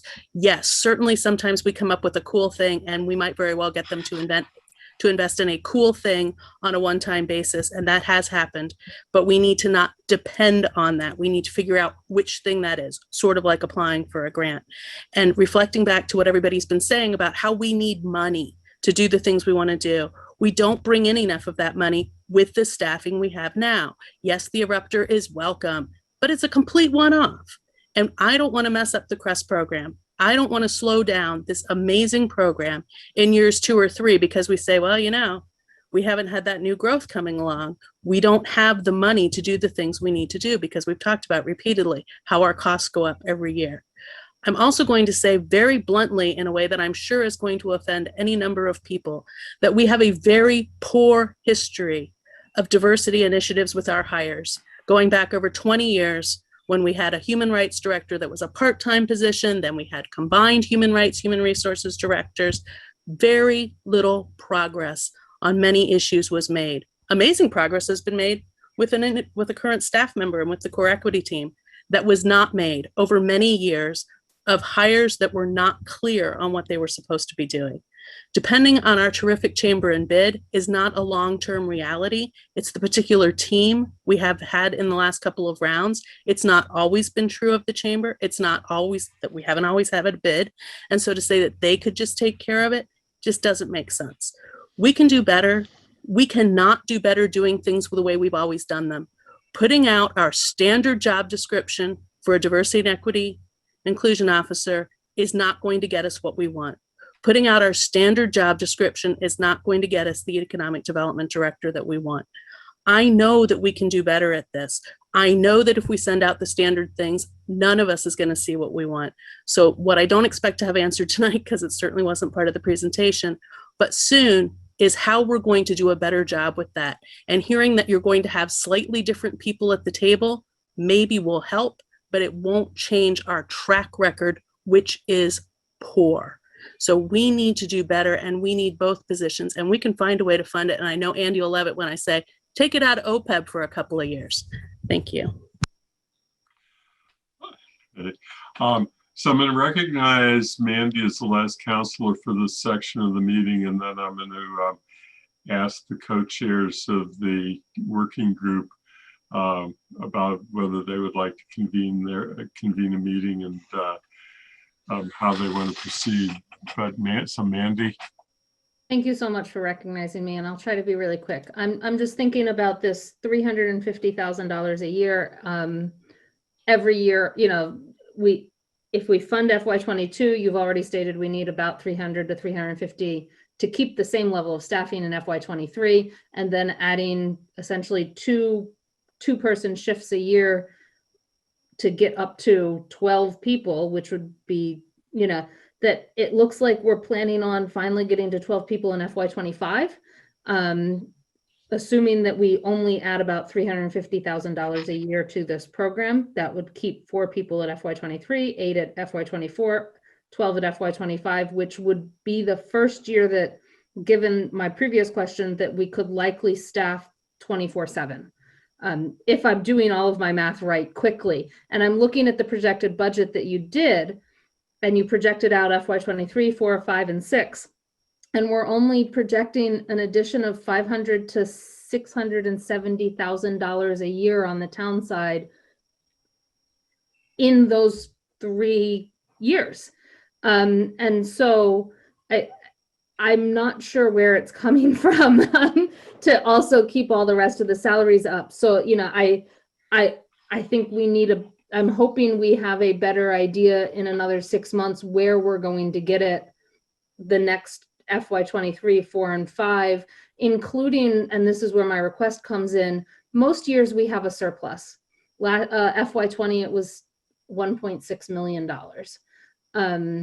According to your budget document on page 45. I didn't have time to go back. Has there been an analysis of where that surplus is every year to see whether we are actually over budgeting some parts and departments and why we keep getting, I'm not upset about a surplus. I'd much rather have a surplus, but if we need an extra $350,000 a year and we're regularly running $1 to $1.5 or more $1 million in surplus a year, we should be analyzing why we're running those surpluses to see if there's a reason for that we could transfer the money.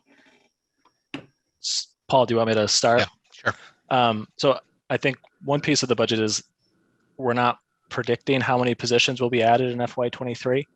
We're giving you the number. We know that the decisions will have to be made in FY23, and we imagine that the data analysis that'll be done in FY22 will inform what happens for FY23. So I just want to be clear that we gave you that number so so that we can estimate, but we're not predicting where it will go in FY23. Could go up more than 2 positions or not, I don't know.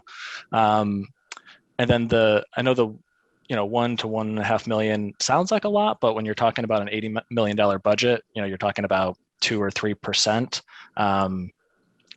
Sonia can weigh in if she wants, if she's been here longer than I, if she's noticed any trends, but I would say 2 to 3% is not a terrible thing on an $80 million budget. And that's one of the areas where we just had our bond rating updated. That was noted as a particular strength of the town is our strong budget performance. And that helped us maintain our AA plus and helped us get lower, a 1% interest rate on our $10 million bond, which will save the town money going forward. And it's also what's helped us build up our reserves so that we have funds for to do the 4 building project planning and all that.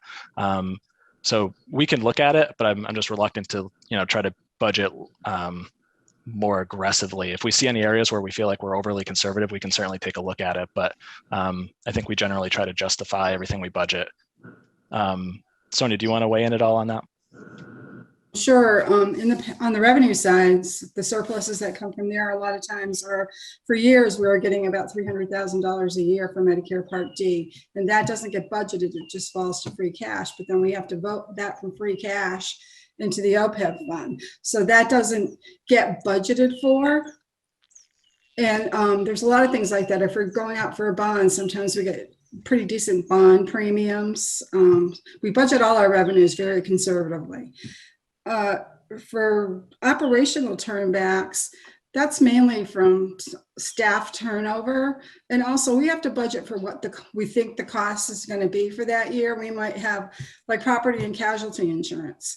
It was pretty high at one point. Mid-year, we decided to bid for it, and we saved a bunch of money on that. So that gets turned back on the savings. So we try to constantly bid out things and get savings, but we can't not budget for it because you can't have a budget deficit. So there's a lot of moving parts to that. And we can pretty much give you the detail of what got turned back. And if you go back to the quarterly reports that are on the accounting website, if you go back to the end of year ones every year, you pretty much get a detail of what got turned back and why.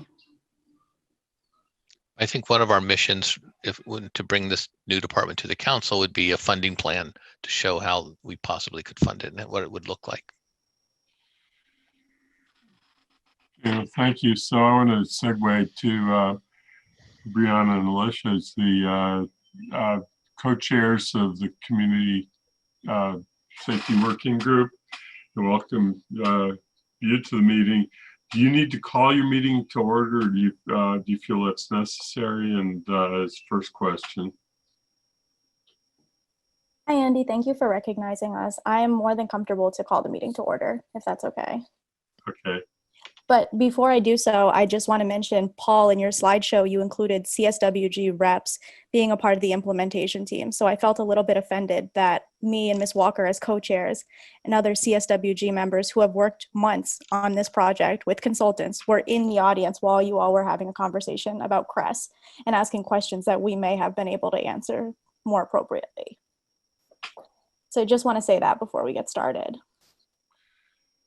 Okay, well, thank you. And sorry that it was difficult to arrange to figure out how to do this meeting, so I apologize too. But how do you how would you like to proceed now? It's because obviously we wanted you to hear the conversation and the questions from the council, and we wanted to make sure that you had an opportunity then to provide input on the information that we've received and the questions and answers that you've heard. Well, first I'd like to call the meeting to order, and I'm sure from their community safety working group members, I saw several of them had their hands up. And as I can imagine, some of us have questions for you, and I'm sure we can answer questions more appropriately if council members want to ask us directly, as we've been, again, working on this for months. So at this time, I'm just going to call the meeting to order and call each member who's here. My name is Brianna Owen, and I'm calling this meeting to order as the Vice Chair of the Community Safety Working Group. Governor Baker's March 12th order suspending certain provisions of the open meeting law allows us to hold this virtual meeting of the working group meeting with the Finance Committee. Given that we have a quorum present, I'm calling the May 27th meeting. I will call upon each member at that time. You should unmute yourself and say present. This is going to indicate that I can hear you and you can hear me. Please unmute your mic after saying present. Ms. Ferreira? Here. Mr. Vernon Jones? Present. Ms. Walker? Present. Ms. Bowman? Present. Ms. Pat? Yeah. And I believe, do we have Mr. Cage? He's in the audience right now with his hand raised. Can we bring Mr. Cage in?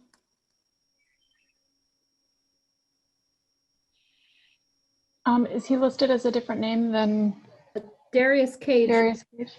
Yeah. He was just in the audience. Oh, he doesn't have his hand up. I see him now. Thank you.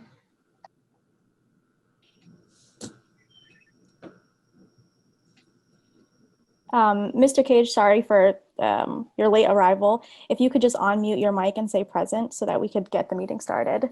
Present. Thank you. So now I'd like to pass the mic over to Ms. Walker.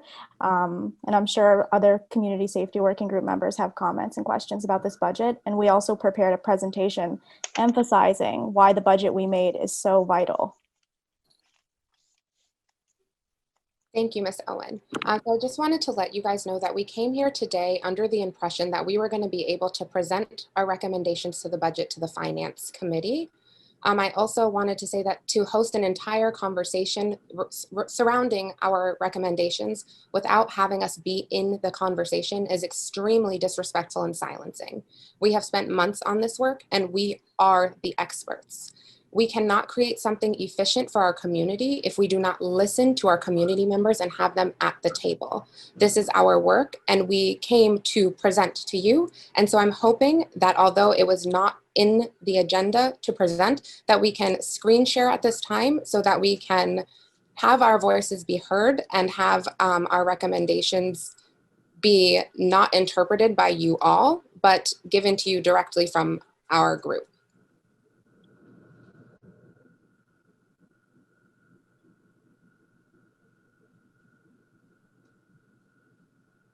As you proceed, just to be conscious of the fact that everyone here heard the presentation on Monday, and we welcome building upon it, and please proceed.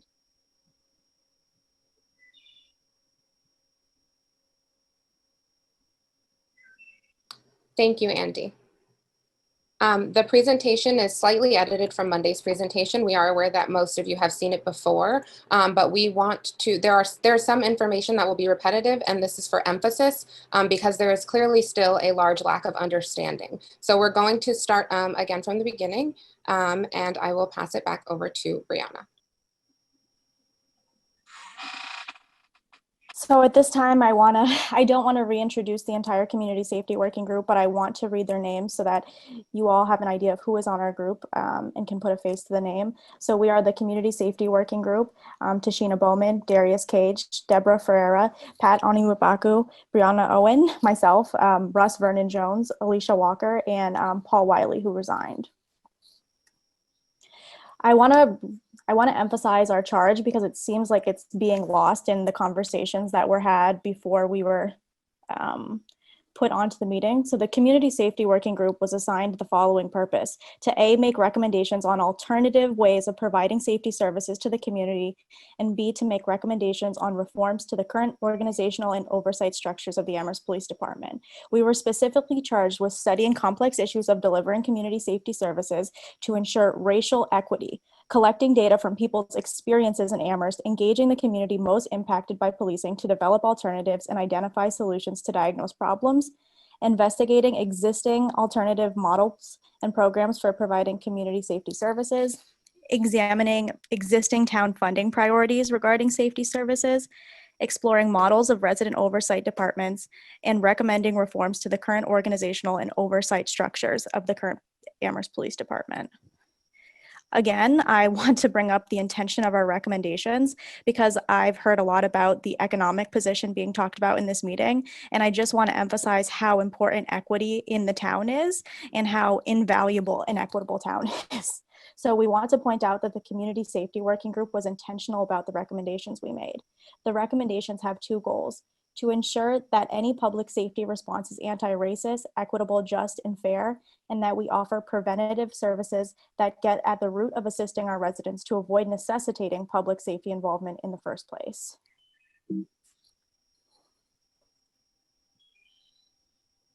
The CSWG finds the historical context of white supremacy in Amherst extremely relevant to our work and to the town's commitment to dismantle white supremacy. The founding of Amherst is based on genocide. Amherst's legacy is controversial due to his expressed desire to exterminate the race of indigenous people during Pontiac's War and his advocacy of biological warfare in the form of gifting blankets infected with smallpox as a weapon. Our group is well aware that Amherst was once home to slave owners, was once home to documented redlining, and once home to primarily white schools. This history has manifested into the community we are living in now. By budgeting and financially supporting these initiatives, the town in the long run, and maybe even in the short run, will invest in the future, which will be a Blacker, browner, more linguistic diverse than it is now. Additionally, investments in a more diverse and inclusive town assures an influx of creative, entrepreneurial, and younger residents. Historically, deeds were restricted to not allow certain residents to reside in certain areas. Black and brown families were pushed to less desirable areas like housing complexes, and today the demographics are not much different. Modern day redlining and the raise in rent continue to keep Black and brown low-income families in these same areas if they aren't forced out of Amherst completely. Many social service organizations that we connected with let us know that their employees travel from outside of Amherst to work here due to the unfeasible rental prices. Many town staff also do not reside in the city of Amherst, perhaps due to the high housing prices as well. This provides further insight on the disconnect in services being offered in this town. How does redlining and the rise in rental prices in Amherst influence current policing methods and outcomes? The tendency of low-income, working class, and students with families is to access housing through apartment rentals. And as you can see from the chart, a large portion of APD calls are officer-initiated, and with the highest concentration being on one street in particular and located in apartment complexes. A further breakdown of the data shows the difference in police conduct between certain complexes and single resident areas. And if you focus specifically on police-initiated calls, these disparities are very clear. The APD uses community policing models that include practices of surveillance and patrols which differ by neighborhood in terms of frequency and types of calls, with one of the methods being to identify specific problem-oriented areas of town and direct patrols to those areas. This has resulted in the profiling and over-surveillance of certain communities and in turn certain individuals. Nationally, our research has shown that community policing has contributed to the death of BIPOC persons and not their safety.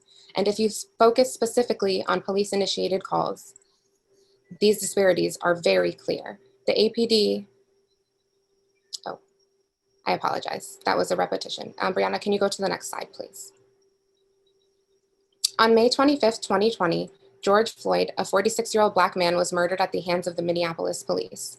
The repetition of these egregious incidences sparked national and local movements. Organizations and the advocacy of local groups like Defund 413, Racial Equity Task Force, Reparations for Amherst, and the youth of BLM have been doing tremendous work to bring education and awareness to inequities in policing and in our town.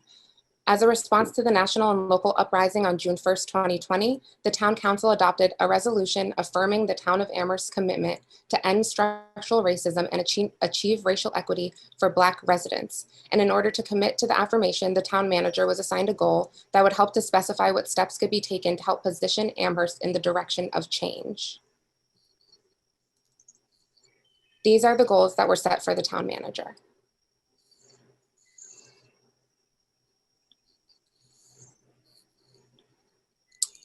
Our first recommendation is to create a BIPOC-led youth empowerment center and a BIPOC cultural center. Quality after-school programs designed with BIPOC teens in mind have shown to support and increase academic achievement and play a role in reducing other disparities. Youth programs promote positive social behaviors and emotional development and strengthen meaningful relationships between youth and community members. Culturally responsive mentoring, which operates within a framework of understanding of the social and cultural context in which youth live, provide added benefits to support their health and well-being. Research indicates youth do better after therapeutic interventions rather than punishing ones, and when we limit the reach of the justice system into their lives, whether we intervene before or after they mess up. BIPOC-led spaces serve as a mean of establishing community safety and in order for local governments to strengthen community safety and reduce over-reliance of the police. I know we talked about the statistics on Monday, but I just want to emphasize again that the district is made up of over 50% of students who identify as BIPOC. And between 2007 and 2017, Latinx students increased in the elementary schools by 30%. One thing that really stood out to me from Elisa Brewer's comment is the town doing the same thing and not seeing new results. I saw in the PowerPoint presentation that we were suggested to work with the school system's family center. And while I think that's great, I also think that there's a reason why this group was put together. We were put together to make new ideas because the old ones were not giving you the new results you wanted. Our second recommendation is to create a well-funded Department of Diversity, Equity, and Inclusion.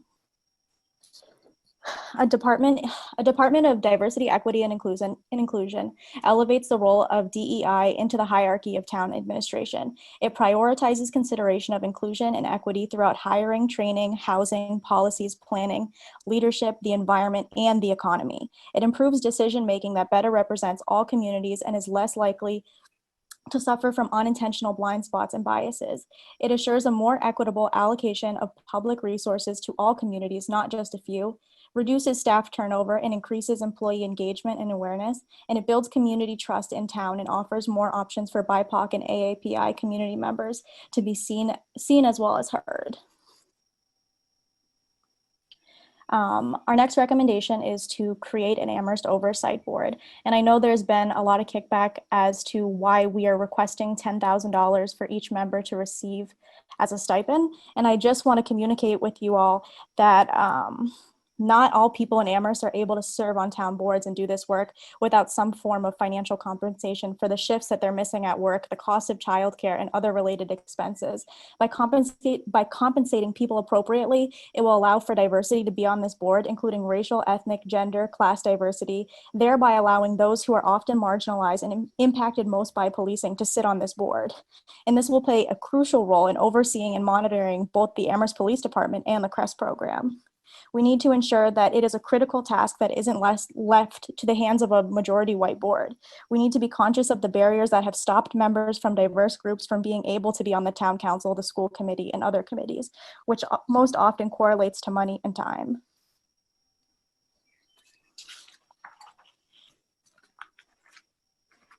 Our fourth recommendation is to create the CREST program.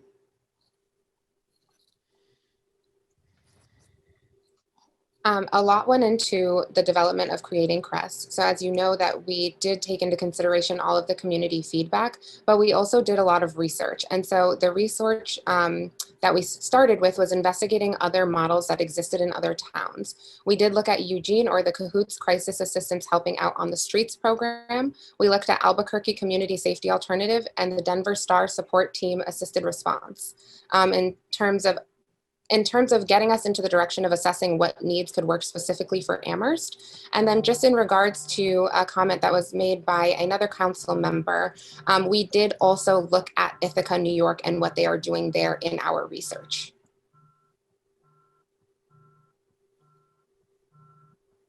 Our fifth recommendation is to reduce the size of the Amherst Police Department.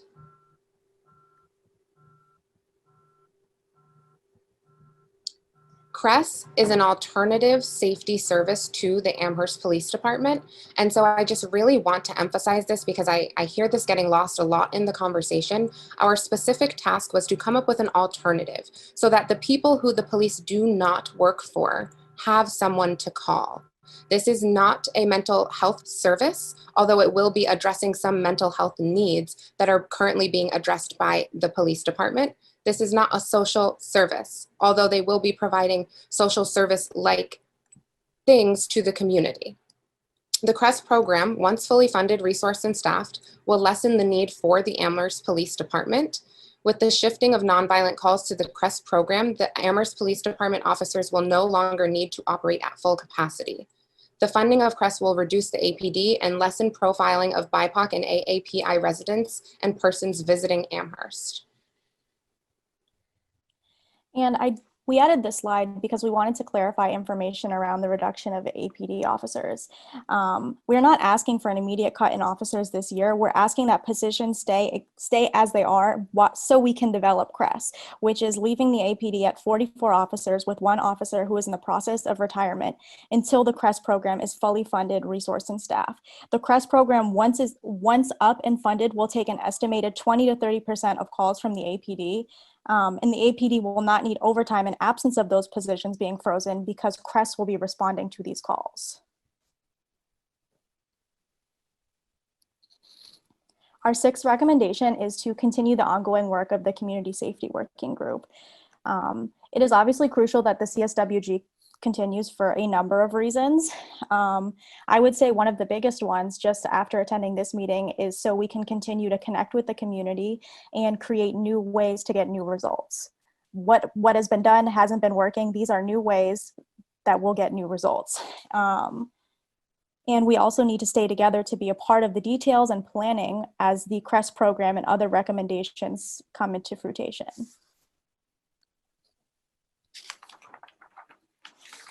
This is the budget that we put together to make these recommendations successful.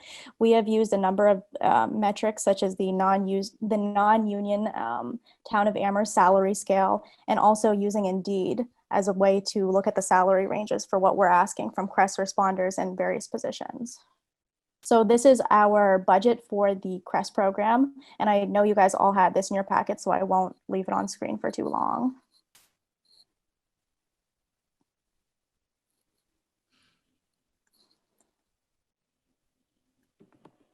And then this is our budget for the Department of Diversity, Equity, and Inclusion, and also the operating expenses for the for diversity, equity, and inclusion.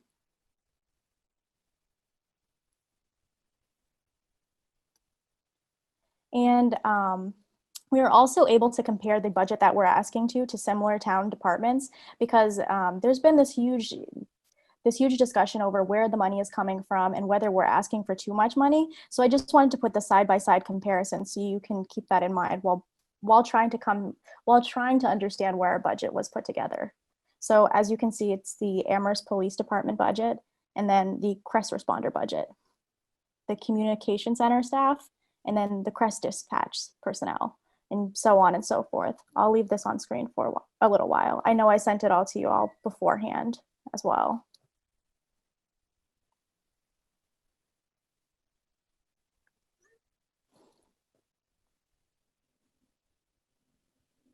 We kept this slide in order to just give some suggestions that we had in terms of where funding can come from or where we can look more into funding these recommendations. Consider decreasing the $7 million budget of the Amherst Police Department. Use revenue generated by marijuana dispensaries. Federal stimulus money from the CARES Act funds have been discussed, and so we would like to look more into that as well. Use the money held in reserves for the emergency of racism and the continued harm it imposes on our community, and the $4 million that is held in the town's free cash fund. At our last meeting, we urged the town council to reflect on the crossroads we are at in forging a new path towards our dream destination of a town that works for all of its residents and centers the most historically disenfranchised. I want you all to take a moment to reflect on your commitment to racial equity personally and in your role. What side of history will you be on? What legacy will you leave behind? And what doors will you open? Let me paint this picture for you. Amherst is a town where all residents thrive, where families, young people, individuals, the elderly, the disabled, and BIPOC residents have the knowledge and access to the resources that they deem important and essential to their well-being and the well-being of their families. A place where those in crisis know and trust who and where to turn, where power sharing and having a seat at the table is an integral part of how our town government and community safety functions, where folks feel powerful and knowledgeable to step into leadership and co-design the town we all want to live in. We have this opportunity in front of us, and not only is it beneficial in regards to community safety and wellness, but to all other aspects of our town. I urge you to think of our entire community and how we could benefit from all of the CSWG's diversity, equity, and inclusion recommendations in addition to CRESS. Imagine thriving families who want to and are able to stay in Amherst and build community here. Think about resident retention and the revenue that could be created if our community feels truly supported and trusting of our government structures and the safety programs. Help us make Amherst diverse and welcoming and possible for all people to live, work, learn, and thrive. Let's dream here together. And then our last slide is the Amherst Town Council's affirmation. These are your words, not mine, so I'm not going to repeat them. I'm just going to emphasize that the same actions aren't going to give new results, so I really urge you guys to keep our recommendations in mind and make them reality. Thank you very much for the presentation. That was very helpful. Maybe what I would like to do is have the opportunity to hear from other members of the working group who have their hands up as a next step, and then see if there are any counselors who have questions or other members of the Finance Committee who have questions that they would like to pose that are primarily directed to you, or they might circle back to the town manager, whichever one. But first of all, I see that both Deborah Ferrer and Russ Vernon Jones have their hands up. So Deborah.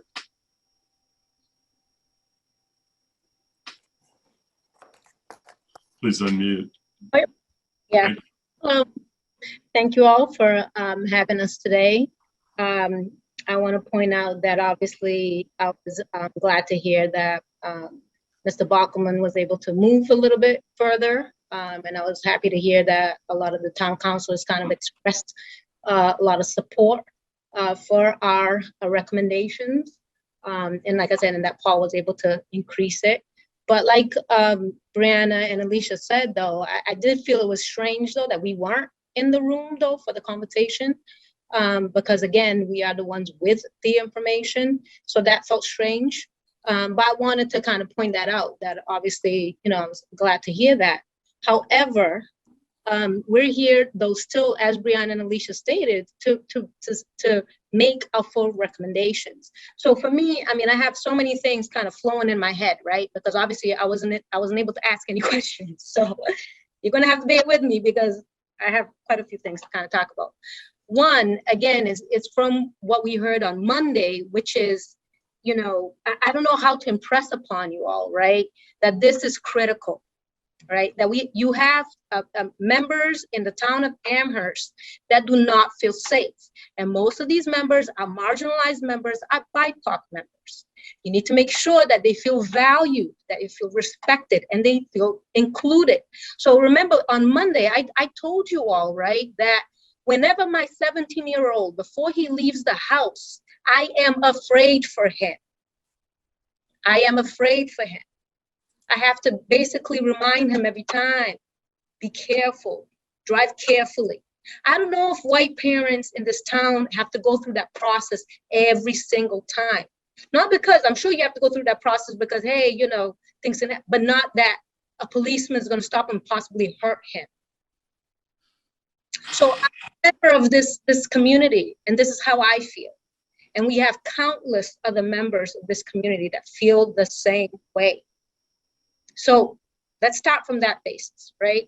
So even though obviously I commend, you know, Paul Bachman to having gone further, but it's still not far enough for me because again, we have the full recommendations that we stated.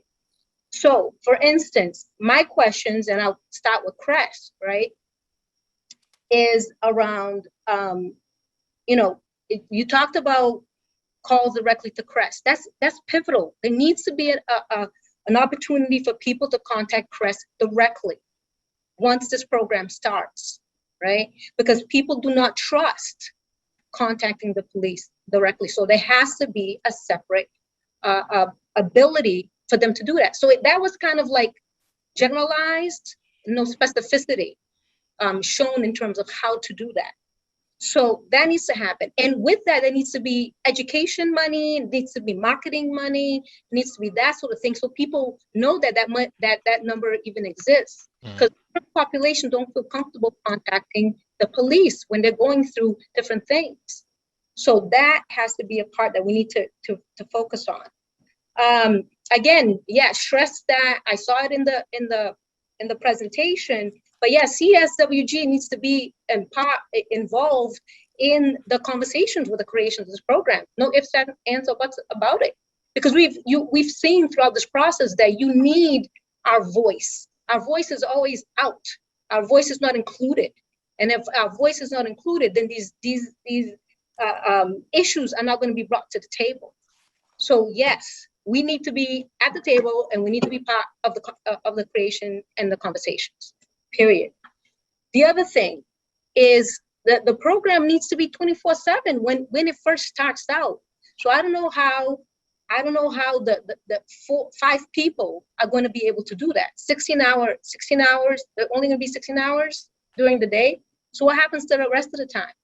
People are saying that they're afraid to call the police. So what's going to happen for that other amount of time? So five people is not going to cut it. So I want to hear what's the possibility for more. I was hearing a lot about, you know, FY 23, 24, 25. As Brianna and Alicia stated, for this first fiscal year, yes, we're not saying anything besides the reduction in already kind of like not hiring more police and obviously the retirement, not hiring anyone into that position, and hopefully whatever monies is available, and I know you all are talking a lot about that, but whatever monies is available needs to go into the CREST program and all of our other recommendations, right? But FY 23, FY 25, FY 25, why, you know, there should be more reduction because CREST is going to be responding to those calls, right? So therefore, there's going to be less police. You're going to have to be lessening police in those years. Therefore, there should be money to go into CREST program since we will be increasingly reducing police. So I didn't hear a mention of that, okay? The other thing too is around, you know, our other recommendations. Critical, you know, our town is not inclusive. Our town is not equitable. A diversity, equity, inclusion department is critical. And I heard a few of the councilors bring that up, which I was very happy. I mean, I wasn't in the thing, but I was going like this in private, you know. So it's like that needs to be critical because you're not inclusive, we're not diverse as a town. And also when we're talking about the youth empowerment, we're talking about the BIPOC Cultural Center, which will be utilized by all families, not just BIPOC families. But when we're talking about that, it's because there's no space that feels safe for BIPOC families in the Amherst community, right? So when you're saying, well, why can't LSSE or other programs that are already established do that? Is because their space is not inclusive of, of these other populations and these marginalized populations. So we need to kind of really, focus and hear that. So I think, sorry, I mean, like I said, since I wasn't in there, I couldn't ask my questions as they arose, but there we go. That's me. Paul, could I hear is there some responses to some of my questions? Paul, go ahead. Sure. Thanks, Ms. Farah. Yeah, I think, the call-in number I tried to, I don't know the technological answer for that. I think I tried to say that there is I know the working group had suggested a call-in number, and that it actually, if we had one, it might increase the calls coming in. And that because I think I had heard from your testimony and from others that there might be people who won't call 911, but they may call a different number. So I think that is a technological solution that we would talk with dispatch about. Where does that call land? Does it land in dispatch? Is there a separate person answering that phone? That type of thing. I don't know the legal requirements under calls for emergency assistance. We'd want to do some research on that. Again, I don't want to call it to be, if it's unanswered or whatever. I think you're absolutely right in publicizing the number. If we put a number out there, we have experience with that with the COVID hotline. We would need to really get that number out there as a special number that people could call in an emergency and get it through trusted networks for the people who are most likely to use it. The 24-hour coverage, I get that. I think, this is where I differ with where the working group is that I'm suggesting a pilot program that would begin and then assess what the need is and sort of we need to crawl before we walk, walk before we run. We need to sort of understand how this program, because it's not an off-the-shelf program, I don't think. I think we need to customize it for our community. So that's how I'm approaching it. Russ? I would like to speak, but I'd like you to give an opportunity to my colleagues of color to speak first, please. Okay. Pat Baku. Thank you for having me. And I want to start by really thanking the town manager for removing the Economic Development Director Fund. So DEI. I was one of the people that really opposed that position because I felt that the position benefits BID and the chamber. We've had economic development directors in the past, and I don't see, what they did in the past benefited BIPOC community. However, I know that the town manager has, moved the needle a little bit, but I'm still not satisfied with your proposal.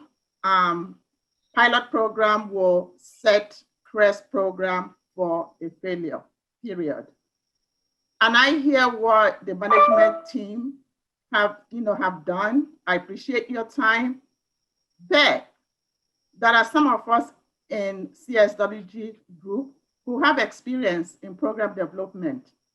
I have been in human services, social services, mental health field for more than 20 years. I did do a restaurant as for a decade, but I am very familiar with this field.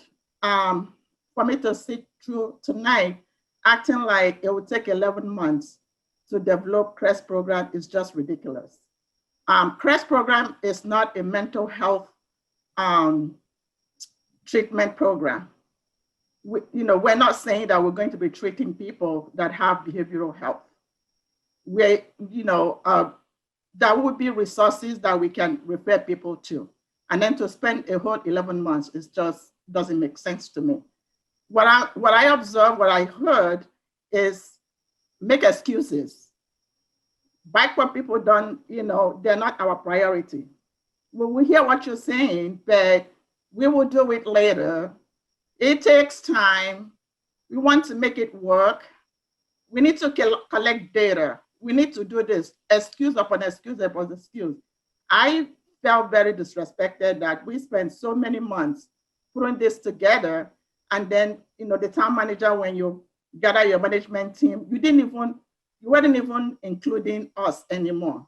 And just to get your report, like a couple hours, several hours today before we come in here, you kind of threw us off because it's not what we expected. I also want to speak about the reference made regarding there are other resources in town, like the school, family center, and not to be insulting or anything. I'm sure the school staff who work at the family center, they're doing their best, but it's a disaster. It's not working. It's a white space. And who is the superintendent? It's a white man. Who is special education director? It's a white woman. And so that's not our space. You know, BIPOC families don't access services from there. I think you all are out of touch of what we've been telling you guys. You don't get it. And we hear all the nice talking and everything, but we don't live our experiences. It's not going to work. We need our own space. We need the BIPOC Multicultural Center. We need CRES, where people can actually feel comfortable accessing services. If you're going to have only 4 responders, it's not going to 16 hours a day. And then at the end of one fiscal year, you say, oh, it didn't work out. It's not working. Let's move on. Let's go back to the old ways that it's not working. I have a lot to say, but I will stop. It's just, you know, if I say I'm frustrated tonight, it will be like understatement. I feel that you guys are not taking BIPOC community seriously at all. I want to really shout out to Councilor Pat D'Angelo. And there are some other people, but you guys have to do better. We pay taxes in this town. We're part of this community, and we're not benefiting from all the resources. Thank you. Thank you. Tashina, Almond.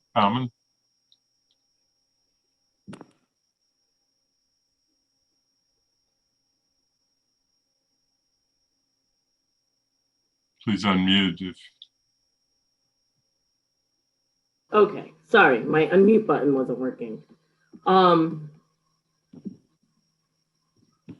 So I'm just gonna turn my camera on. So I'm gonna say, first of all, that I'm extremely disappointed, as are other people that are part of our group. And I'm gonna call it for what it is. It was racist. It was a very racist act for you guys not to include us in the conversation. And what I have to say to that is shame on you, Amherst. Shame on you, because you guys try to present yourselves as if you're this diverse community. I'm gonna give you a quick example. The first time I ever went to Providence, I was in the car, you know, just hanging out, kids in the back, and I looked up at a billboard and I was like, oh my gosh, I'm gonna live here. And my husband at the time was like, why? And I said, because I just saw a billboard that had a doctor's office that had very many different people. But the one thing I noticed about it, it didn't have one white person on the billboard. It was made up of people of color. As a woman who is a doula, a student midwife in this community, and who has lived here over 30 years, I have never had the option to have a birth worker be a person of color to support me in my births. That is what Amherst represents to me. To walk into a room and be the only. To have people that were on school committee back in the day because they felt like they knew my mom look me dead in my face and say to me, when I was pregnant with my second son. Is that child going to be the sibling of that child? To have the audacity to ask me that question. That is an experience that I have had in this community. That was someone who was a person in the government of this community, looking me in my face. First of all, they both came out of my stomach. So that's the first thing. Second of all, mind your business. Like the fact that I would have to even go there, I just looked at this person and was like, yes. And I walked away dumbfounded. To park in a spot with my handicap flag, because I have rheumatoid arthritis, I am disabled, I have good days and bad days. And literally, and this, I will say this was not in Amherst, but this is encompassing of the whole area. There is no place in the valley that I can go that I don't feel this way.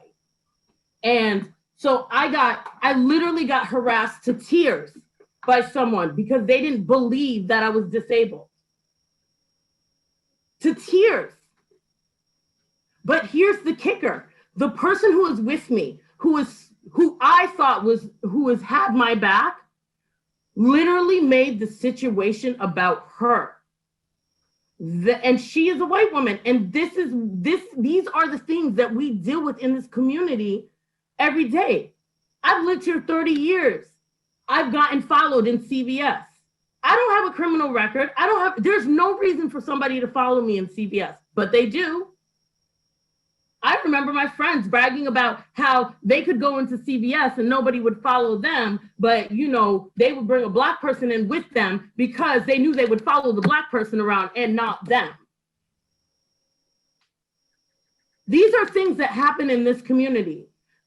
Between the microaggressions, between the mega aggressions, between, not even being asked to the table or having to sit on the sidelines while a white person interprets what my feelings are or what my situation is or what they think is best for me is absolutely unacceptable. Shame on all of you who sat by and allowed that to happen. And the thing is that when like at our last meeting, I literally was like, I would love to take each and every one of you and drop you in a community of color where you know nobody, you know nothing, and tell you you need to survive. Because the thing is that you would feel really out of place and you would suddenly realize, wow, this must be just a smidgen of what it feels like. But see, the thing that I was like, but then on the other hand, I know how our community works. We're not going to let anybody go hungry. My door is open. My door is open. Everybody knows that they can call me. They can come by my house. They can come see me at any time. I will feed them. It doesn't matter how little food I might have in my refrigerator. It doesn't matter what is going on. I will drop things to make sure that somebody else is safe. And that's how we do in our community. Because it's not about how much money we make. It's not about what status we are in the community. It's about embracing everyone in our community. Amherst, you're failing. You've been failing. The moment that you guys decided to take away the kids' center that was where Bertucci's used to be, and it used to be an all-glass building, and all the students would go swing by there after school, and y'all decided to sell that to Bertucci's, you failed. When you guys decided to bounce the Boys and Girls Club all over town to make it every year, we had no idea where it was, you failed. When you failed to hire and support Black teachers who are coming in to the point that they leave after 2 years, you're failing. You have failed the community of color in Amherst from the day it started, the day it was established. And anytime you feel uncomfortable, it's pushback. It's what are we going to do? How are we going to do it? But you know what? I guarantee if I do a little research, I can find programs that were run and offered to the town by white community members, and you guys have funded it with very little question, very little pushback. And it is very disappointing and it's very disgusting that you guys will sit there and think that you're doing something positive.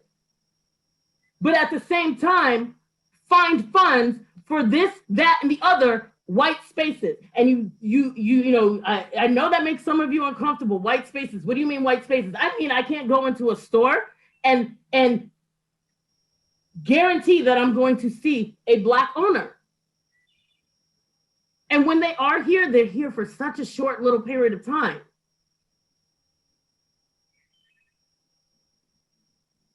You have to work on yourselves and what you do. Holding a sign, putting Black Lives Matter up on your front lawn means nothing. It's performative. Do some actual work. And it shouldn't even be the BIPOC community that has to explain to you and tell you over and over and over again how to do it. The information is out there. It needs to hurt. It needs to feel uncomfortable. Because if you don't feel uncomfortable, you're not learning a lesson. You're not understanding what's going on. Because every day I walk through life feeling uncomfortable. And the last thing I'm going to say is another story. My son is now 25. And when we had the forum for the CSWG, I had to convince him to speak. He didn't want to speak. And it broke my heart listening to him speak, because he was in the newspaper quite often for sports. He was a well-known and well-respected young man in this community. And he was detained because he looked like somebody who did something on New Year's Eve as he's walking to his girlfriend's house. And the situation escalated to the point that another student who knew him from Amherst saw what was going on, was like, "What's up? What are you doing? Like, there's no way that this person did this." They were ignored, and so they started going on Snapchat and Facebook and everything, reaching out to other students and being like, they're detaining Donovan. And from what I understand, there was like 25 kids out there talking to this officers and being like, "Look, you have the wrong person." 25 students. I question what would have happened if nobody had been there. I don't know. It scares me, because everybody says it's not going to happen in Amherst, but I've been here 30 years. My mom was very well known in this community. I'm well known in this community. And my son, who also is well known in this community, was detained. So no, I don't trust the community of Amherst very much. I don't trust non-BIPOC people very much. You have given me plenty of reasons not to trust you. You don't make any space for us. And you make that clear with every one of these meetings that happens, that we've attended, that you've attended of ours. You've made it very clear. We are not welcome. And so if you don't want us to continue to feel that way, and if you don't want us to continue to see you in that light, then you need to make some real change. Not comfortable change, real change. Thank you.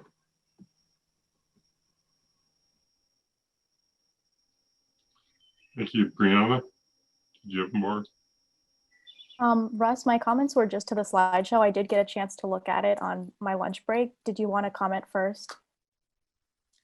I can. Okay. Well, I do want to appreciate the amount of work that the town manager and I know that the town council and finance committee do week in and week out. And I appreciate your attention to detail and the specificity of your questions tonight, and those of you who supported the CREST program and the DEI director. Early in his comments, the town manager talked about we need to address the urgency for change. And I have to say that in your discussion tonight, I heard a concern for getting the right responder to each call. I heard a concern for relieving the police department of some calls that are really not their specialty. But I didn't really hear a sense of urgency about the fact that many, many BIPOC people in our community do not feel safe, will not call the police when they need safety services. That's a public safety problem. And there needs to be a sense of urgency about dealing with that. I do want to pick at two specific issues that I think need to be changed at a minimum in the town manager's proposal. The first is that the budget slide shows hiring the community responders for 5 months. Now, we've agreed that it's going to take 2 months to train them. That means they're only going to have 3 months left in the year to be doing their job. They're not really going to go operational until April 1st. So when we're developing the budget for next year, we're going to have no idea how this program works. So the start to the program needs to at least be moved a few months ahead. And I believe, I've looked carefully. I understand all the implementation questions. I've been an administrator. I've initiated new programs. I know what it takes. I don't think we should try to do it immediately, but we do need preparation time. But we can't wait until only 5 months are left in the fiscal year, or we won't have the information we want, and we won't have responded to the urgency for change. We won't have met the needs of our BIPOC community members. Secondly, I think when the town manager introduced his budget to you, with all due respect to Scott and Gabe and Ron, he did not tell you he was increasing the police department by 2 positions. But the truth of the matter is the police department has been functioning with 44 sworn officers for the whole second half of the fiscal year. And the budget he gave you and the budget that he still is holding to tonight has 46 officers. This is not the time to be increasing the level of police service. This is not the time to be adding positions, especially when the goal is how do we shift positions to an alternative responder model. Making that kind of shift is often really difficult because there's no way to do it without laying off people in the department you're reducing. You have a unique opportunity. There are 4 and probably 5 vacancies in the police department right now. You can make this shift this year without having to lay anybody off, without terminating any valued police officer. We need more community responder positions, and we need them for more time. The money is sitting right there in the police budget. Now, the other thing about that is it also makes the problem smaller for FY23. You create a bunch more police positions, you're going to have, again, you're going to not be able to find the money because the money's in the police department. So doing it now while there are vacancies is a real advantage. And finally, I know there's some concern about leaving the town short of service. Well, the police chief has explained to us that he can't count on being able to hire somebody who's already been trained in the academy. And it takes 8 to 12 months to train somebody if they have to go through the academy. I'm confident we can get CREST server responders up and working considerably faster than that. So if you want to relieve the police department, you want to make sure there's enough police coverage for police work, get CREST up and running in a sizable enough dimension that we do relieve the police department of the things that are really not police work. And we begin to respond to the needs of the BIPOC community. I think the positions and the money are there, and I think it's a realistic thing to have a more substantial start for FY22. Thank you. Thank you, Ross. So what I'm going to do is just see if Paul has anything that he wants to say after what we've just heard and wants to offer the Finance Committee. Then I'm going to quickly explain how the Finance Committee has to proceed under the charter, and I think that will conclude the evening. Excuse we'll me, take but discussion Ms. Owen has not spoken yet. And she wants to speak, and I don't know if Tashina Bowman wants to speak again. Her hand is. No, I think I was assuming that hands get usually lowered in meetings by Athena. I was keeping track. Hi, Andy. I still do have a lot of questions for Mr. Bockelman on the presentation that he showed you all. Okay. So, I mean, because I wasn't able to join the initial discussion, I would like to ask them now if possible. Paul, do you want to go ahead and have the questions first? Yeah, of course. So I guess my first question looking at that slideshow is the community safety working group staying together past September? Because I noticed in the planning that the bulk of the work is going to start in October. I think, again, it is critical that the CSWG be a part of the planning process and implementing whatever needs to be implemented as this program starts. So if I can, Andy, so I'm eager to look at your next proposal on Part B of the proposal, which includes the development of a resident oversight committee of some sort. And so I want to see if that's in competition with what the CSWG is doing, or if that's a separate organization, separate group, and has a separate mission. I think that CSWG's charge will be expired when you deliver your next report. I did put in the presentation, I would invite members of, I didn't want to presume that anybody would be willing or interested in participating, but I would invite members of the CSWG to work on the development of the program. Okay. And my next question, there was a slide on the BIPOC Cultural Center, and it said that this center needs to be evaluated by the DEI director. I was just wondering what you meant when you said evaluated, because I think one of the habitual problems that this town has is forums and surveys for BIPOC people to come forward and talk about issues they're experiencing in the community, and nothing happening. And so many have happened in this last year. I'm just wondering what else needs to be evaluated for us to have a BIPOC cultural center. If I can, Andy, yeah, I don't really know the answer to that question. I know that that's a major ask or a request from the working group.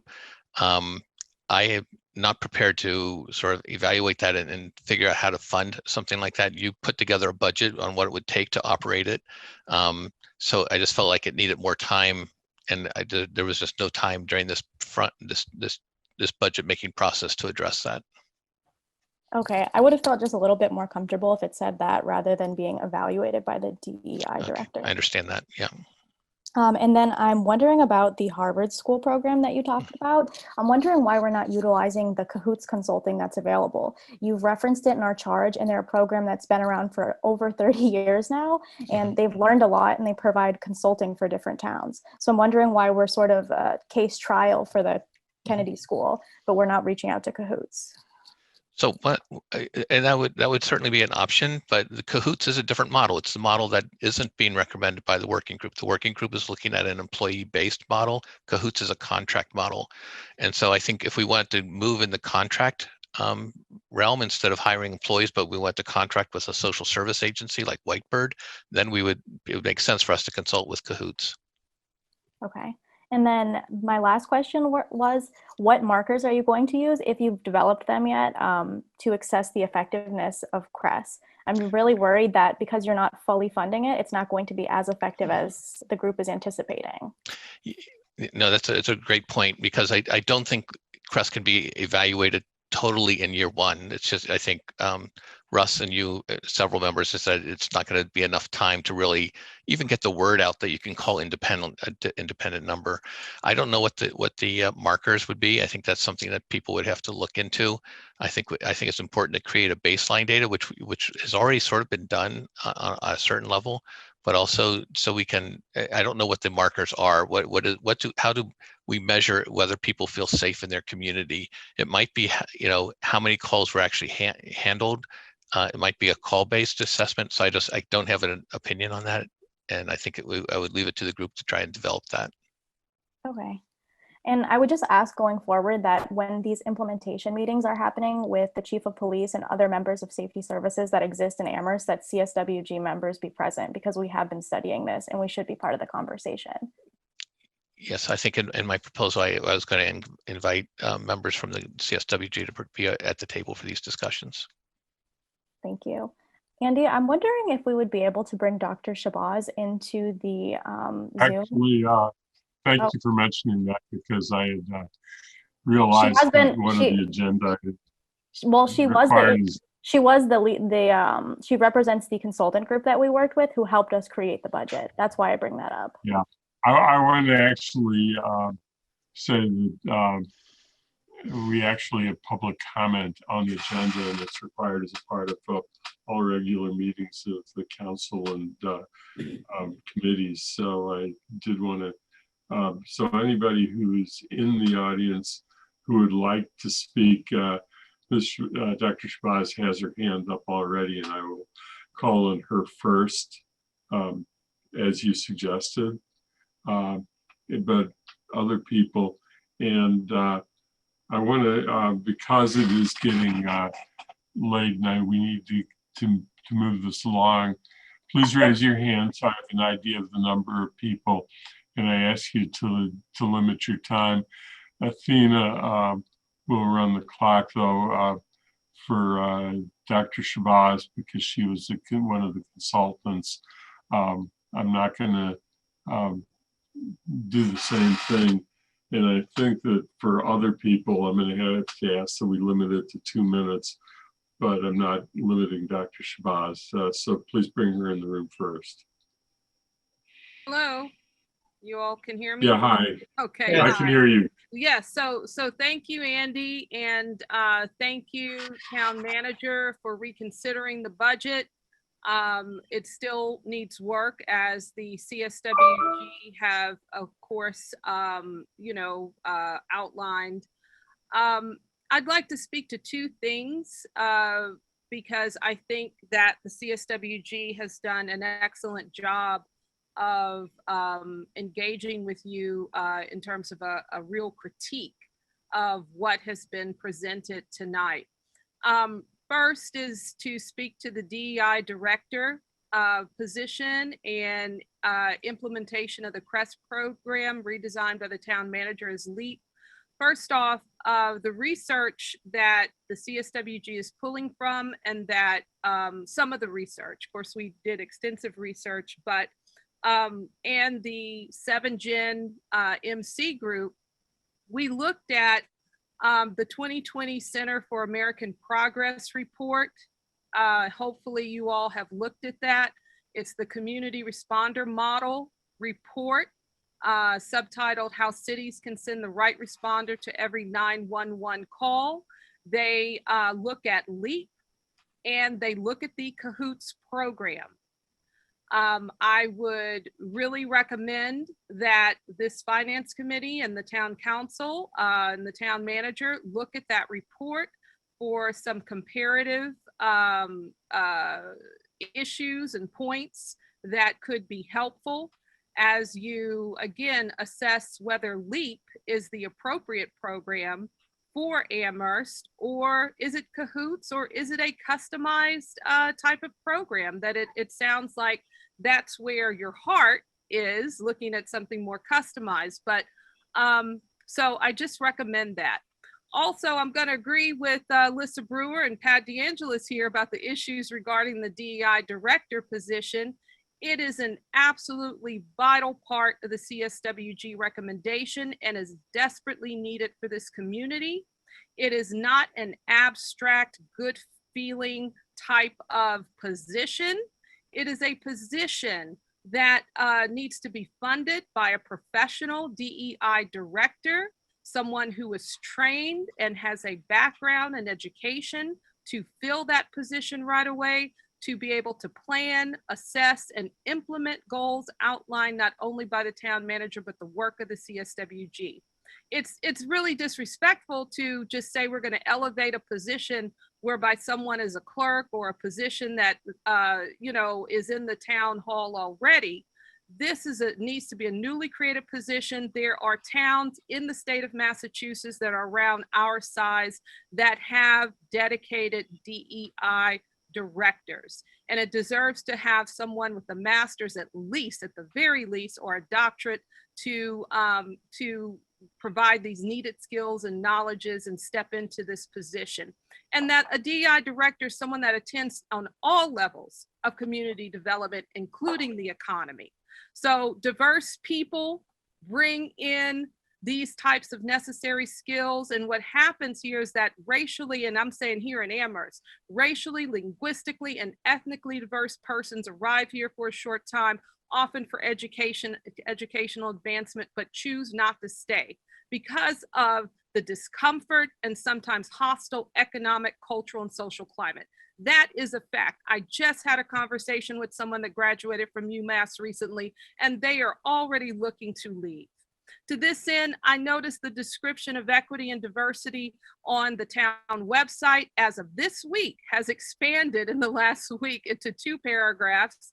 And if I search the town website as a potential visitor or someone moving into Amherst, I would still find the statement and the work on diversity anemic that is shown on the town website.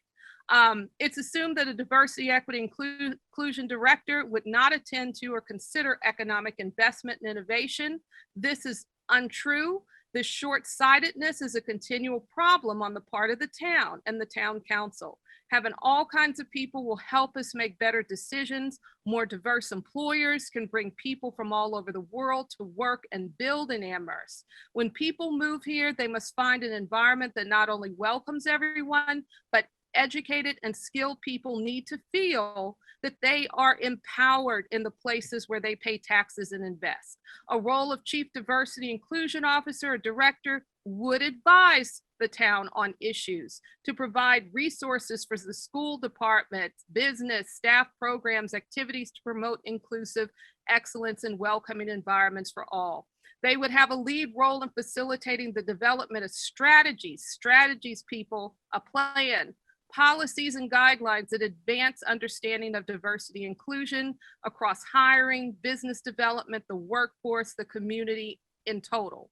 This would also mean a person that coordinates with individuals who are overseeing diversity inclusion efforts within individual divisions within the town, the boards, right, and commissions, and develop new programs that encourage active engagement and activities that demonstrate the city's commitment to inclusion.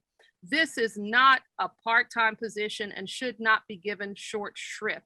A more diverse workforce and community is a more economically robust community, period. The last thing I want to speak to is that, when we look at budgeting, one of the things to keep in mind, particularly with the CAHOOTS program as a model, our research found that Eugene, Oregon saved an estimated $8.5 million per year in public safety costs by reducing the need for police response. And the savings accrued, and a town like Amherst would be able to reinvest those funds back into the responders program to expand its reach and promote it in a sustainable way. So again, the Center for American Progress report also has this information.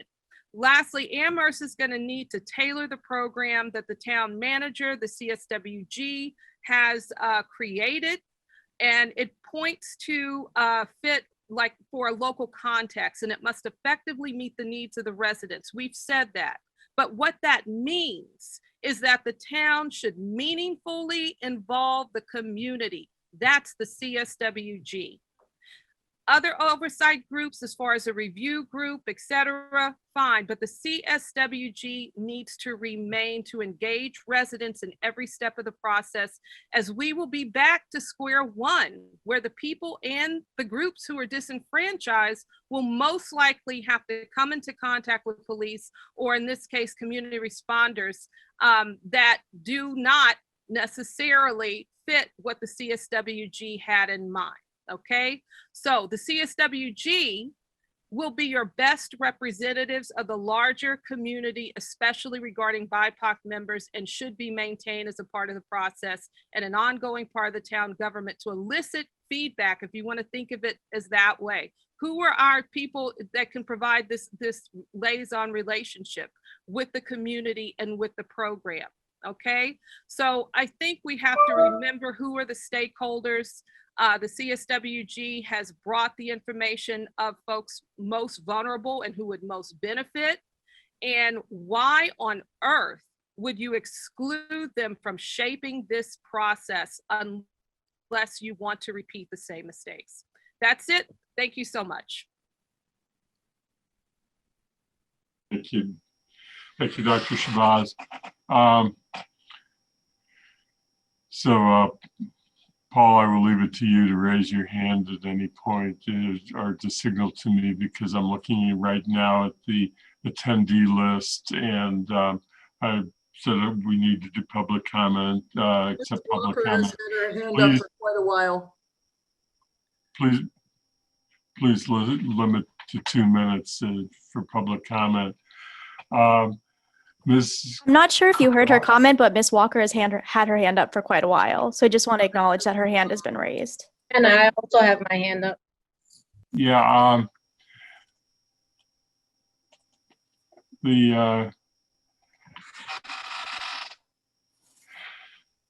I need to draw the meeting to a close at some point, so I just have to be very careful about making sure we get to public comment, and that's why I was trying to move over to allow the public in for a few minutes. I'm okay with continuing public comment. But go ahead, Ms. Walker. No, I'm okay with continuing public comment, but I would just like to speak because I did have questions and I have had my hand raised since before we started public comment. And so I do have questions for the town manager in regards to his presentation, but I can wait until after public comment. Okay. And I see that Ms. Farrar has too. And again, I'll conclude with comment, just a reminder about what the role of the Finance Committee and the Council is under the charter, but I'll do that at the end. Going to public comment, the first is and I'm not gonna, Ms. Karakashian, I believe is the last name. And I'm not gonna try, I'll let you introduce yourself so I don't mispronounce your name entirely. Hi there. My name is Noelani. I would like to start off by saying one of the issues that I had in Amherst is that folks never actually tried to pronounce my name correctly. So that feels pretty offensive that you just said you're not going to try.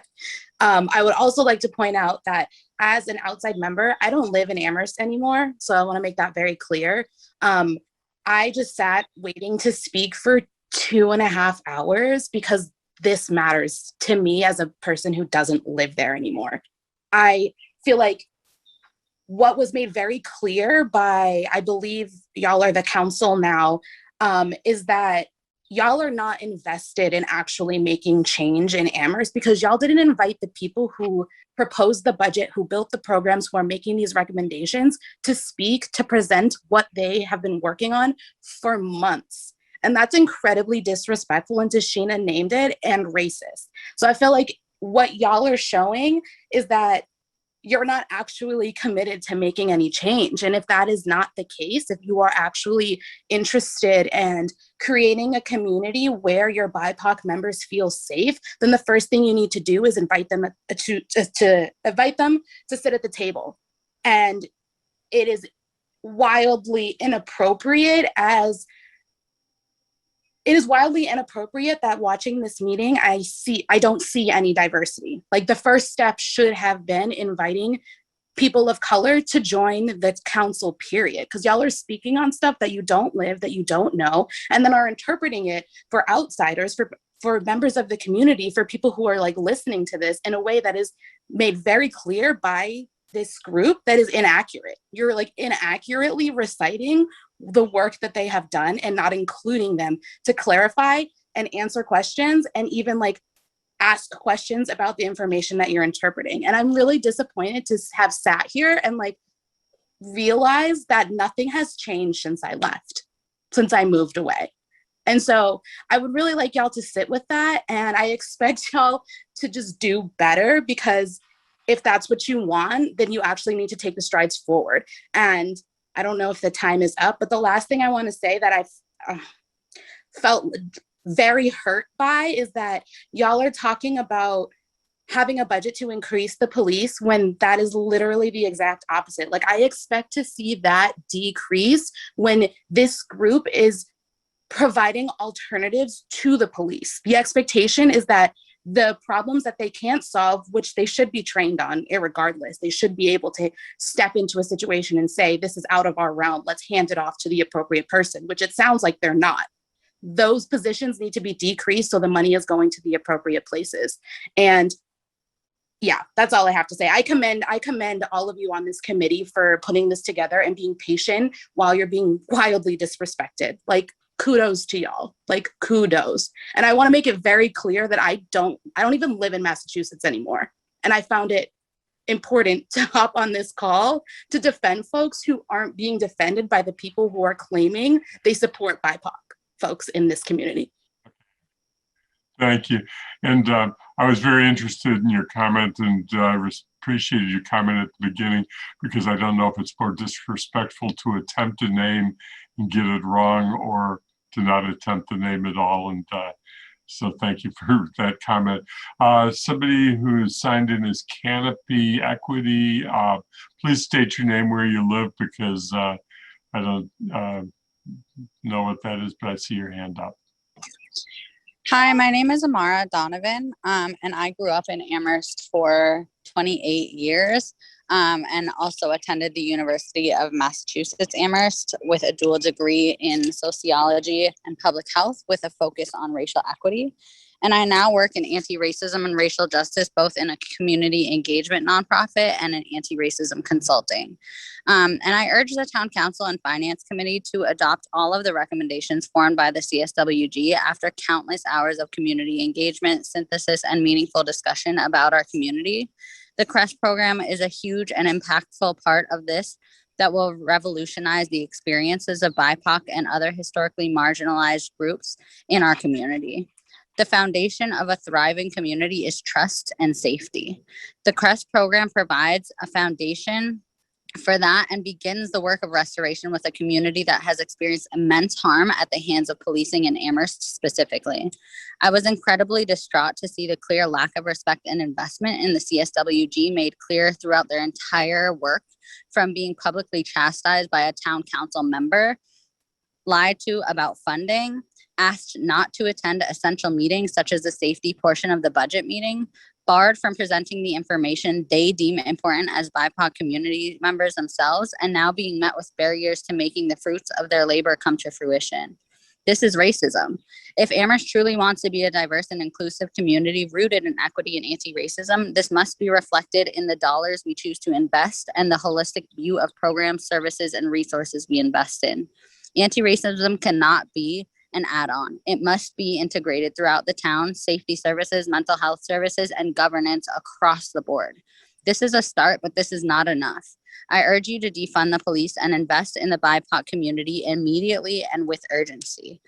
Additionally, I would just like to say that the members of the CSWG are community safety and wellness. Your constant questioning of their data and asking the town to collect even more information before investment is a racist white supremacist strategy. No one asks white people to go gather more data and information and to prove themselves after years of this data being available to the town. This data is right in front of your faces, and it is so disrespectful for you to say that it's not enough. BIPOC residents are not obligated to tie their data in a bow of your white supremacist perfectionist standards. Stories are data. Your response is not enough. Again, the members of the CSWG are community safety and wellness. My doula, who made sure my son was born safe and healthy, is on this committee. My advocate in education and in all of my life across the board as a resource is on this committee. The woman and business owner who served me and my friends food after school from her business is on this committee. That is community safety and wellness. Y'all really need to pull out your notebooks and start taking notes. Pull out the tablet, pull out whatever privileged device you have, and take notes and be active participants in this work. It is your job and how you are elected, and we will vote you out. The CSWG, you all are incredible. Continue to stand in your power and continue to take up space, because you and our community deserve this, and you should not allow this meeting to be cut short. I have seen this town council stay on meetings because of buildings and because of mosquito spraying longer than you are willing to hear BIPOC community members out. And I think that you are fearful, and I think that it is cowardly of you. Thank you. Thank you. Allegra?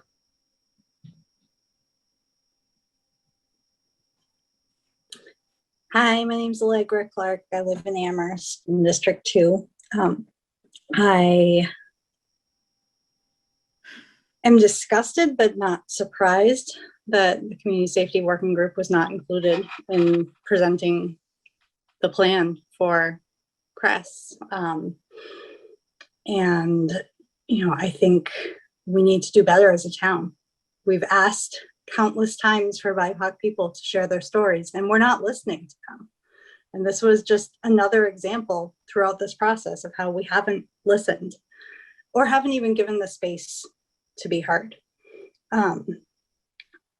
I know I've said this before, but I think if there are vacancies in the police department right now, those need to be transitioned. Those positions need to transition over to the CRESS program. And every time a vacancy is coming up in the next few years, that should be transitioned over to the CRESS program. If we are going to follow the recommendation to reduce the number of policing and to increase the services provided by CRESS and look at the kinds of calls that they are responding to, that's how we need to do it. I do want to just share some research and some data, since it does seem that sometimes that does get through. Recently, I was on a webinar by the National Academy of Sciences, Engineering, and Medicine, and a Dr. Rhea Boyd out of the Children's Hospital in Oakland shared her research on policing and its impacts. She said that the harms associated with police exposure to Black and brown children begin in utero, with mothers who live in neighborhoods with high level of police presence having a higher risk of preterm birth. Additionally, there are educational outcomes of Black and Latino students who live in close proximity to police killings, police surveillance of their neighborhood, and violence by the police in general. This exposure increases absenteeism, decreases GPA, and decreases the likelihood of graduation. Her recommendations include reducing children's exposure to police and police violence, including using non-police responders for 911 calls, shrinking the police footprint, and diverting resources into healthcare infrastructure. So I think that also shows that not only is CRESS important, but the other recommendations of having a youth empowerment center and a BIPOC cultural center are also important to create community safety. Thank you, Zoe. Hello, my name is Zoe Crabtree and I live in District 5. I had a couple of questions that came up during sorry, been a long day. Town Manager Bockelman's presentation earlier today. And one of them, or several of them, have already been pointed out. The first is that I noticed on the slides that the CSWG is not mentioned at all after the, in the month-by-month plan, it's not mentioned at all after the August row, which was very concerning to me because I know that one of the things that they have specifically requested is that they will be continued so that they can continue helping implement this program. So I hear, Town Manager Bockelman, that you have said that you've invited people and you don't want to expect that they will necessarily stay on. But it was very concerning to me to see that they weren't even mentioned after August because they really specifically have been requested for them to continue. Secondly, as Russ Vernon Jones pointed out, at this point in the plan that Bockelman put forward, it seems like CRESS will only be really active for a couple of months before budget decisions will be made. And I know that right now it sounds like you're like, making promises about how we're going to continue funding it, and we'll figure out what the benchmarks are, and we'll figure, we won't be judging it too harshly. But I really don't trust that when push comes to shove next year, and you're making hard budget decisions, that you will look at something that you haven't really given a chance to succeed and have quality data because you care so much about all this data that we've been giving you for over a year and you're still barely listening, that you will look at this thing that hasn't gotten the chance to have the full level of data that you think is required. And it's hard for me to imagine that you will then double the budget because it will need to be around for a whole year instead of half a year, let alone increase the number of staff beyond what you've currently allocated for. It's very concerning to me. And thirdly, as other people have pointed out as well, there's no mention of any additional police officer positions being frozen. There's the 2 that were frozen by the town council last year, which there's been no discussion about necessarily whether they will continue to be frozen, because the $130,000 that was originally promised was from what wasn't spent last year. So that is still, I think, an unanswered question for me. And as people have mentioned, there are additional police positions that are open beyond that, which sounds like maybe 4 or 5. It's a lot of money and it should be going to CRES. There's no reason that we should be continuing to increase the police budget, which is currently increasing this year by a couple %. Although maybe slightly not now that you've taken out the extra money you didn't even know was in the educational budget for the police. In any case, it should not be increasing when you are intentionally shifting away from police department towards a community responder model, which is specifically what you requested that the CSWG do. Thank you. Thank you. I need to keep going because it's getting like Meg. Did you say Meg? Yes, I did, and you're there. Hi, thank you. I'm sort of paralyzed by the important comments that have been made. I appreciate Tashina's remarks. Hi, Tash. And I appreciated Paul's remarks. I had another set of comments I was going to make in support of the Community Safety Working Group, which I still have great support for. I just urge everyone to be gentle and to try to find some level of trust that everybody's doing their best. As a white person, I've learned that my experiences in Amherst are not the same experiences that people of color have had. It's a fact. It's just a plain fact that if you're a white person, you haven't had the same experiences living in this town. And we need, those of us who are white, need to accept that and understand it and explore what we can do to change that.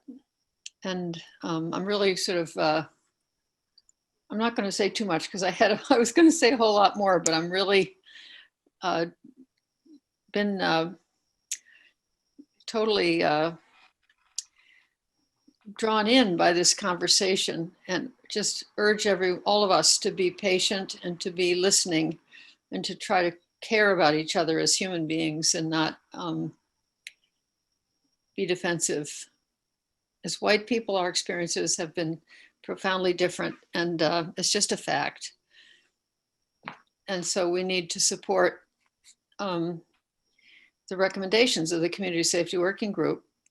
And at the same time, we need to make sure that they'll work in the context of the town government. And I really appreciated Paul's remarks because he seemed to be putting forward a way that this could move, that we could implement much of what the working group is recommending.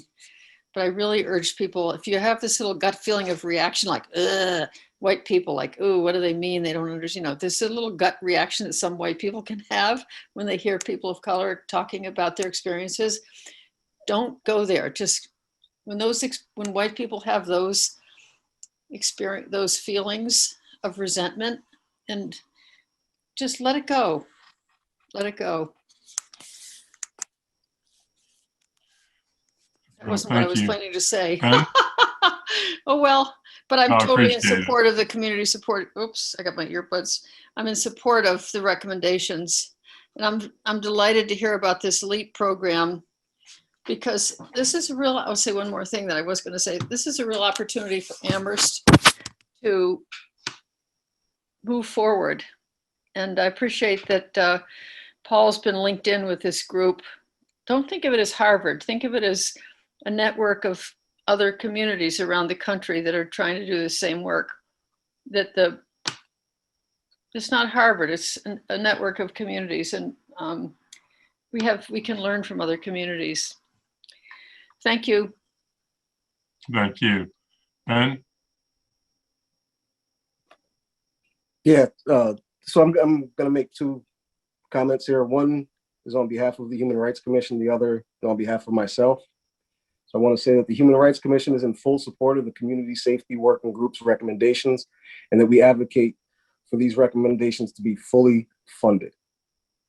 Personally, as a resident, I'd like to commend the CSWG members for their hard work, but I'd also like to honor the Black, Indigenous, and people of color on the working group for the courage that it takes to speak truth to power as a BIPOC person in the town of Amherst. It's a lot easier to get placated than it is to be heard. So you have my respect, my support, and I honor you. Thank you. Thank you. Marcy?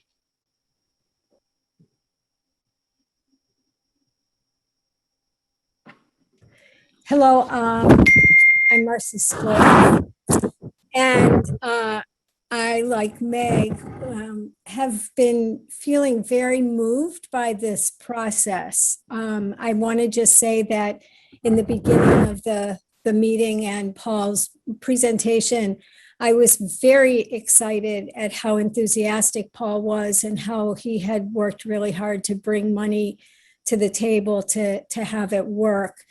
And then when the Community Safety Working Group folks entered the room, I was quite surprised at how frustrated they were. And I realized, my gosh, 2 hours went by and here they were waiting, not being part of this and not having that opportunity to just look at the screen, for me to look at the screen and not see their faces in hindsight was really, really intense. So I appreciate them coming in and sharing that emotion and that experience that they had. And it really taught me something. As a white person, I am always learning. I'm always learning the ways that my intentions are good, but I don't always, do the right thing. And I can fall short very easily in terms of just the simple act of having everybody at the table. That makes perfect sense to me now, but I didn't think of it in the beginning when the presentation was happening. To get back to the content, I really applaud what Lynn said and the enthusiasm with which Lynn's talked about the grant writing and the potentiality of helping to support some of these efforts with grants. And I know that the Community Safety Working Group has done a lot of research about grants and that they had some stuff to offer on that front. And I was happy to hear Lynn talk about that. I don't know who spoke of it, but there was some question about cross-training and trying to save money by having it be both police and CRES. And at that moment, actually, I was aware that there was nobody from the Community Safety Working Group to speak to that, because I know that is absolutely antithesis to what they have been saying is so important, that it be separated from the police and that the people in town who are BIPOC people do not trust the police as their safety network, as their safety resource. And finally, I agree with Meg. We have so much to learn, and culturally, I think white people often don't like being yelled at and get that itchy feeling that Meg discussed in the belly of like, whoa, I'm being attacked here. But we all need to learn some stuff, and hearing people share such raw emotion brings to me a very big feeling of respect for them and a lot of appreciation. And the Community Safety Working Group, the meetings that I have had the honor to attend and to look at after the fact. I just really have, again, talking about process, really appreciated their process, their professionalism, the combination of their smarts and their ability to research and find things out, and also their humanness and their humanity and their sharing of their experiences. So I'll close now, but I really am grateful to have a chance to say something, and I fully support the Community Safety Working Group. Thank you. Two more public comments, and I'll turn back to the working group for a few minutes.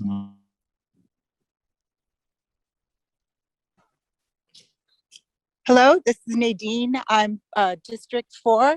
I just wanted to come on first to just say that the CSWG group, the work that they've been doing, I want to commend them also to say I appreciate their hard work.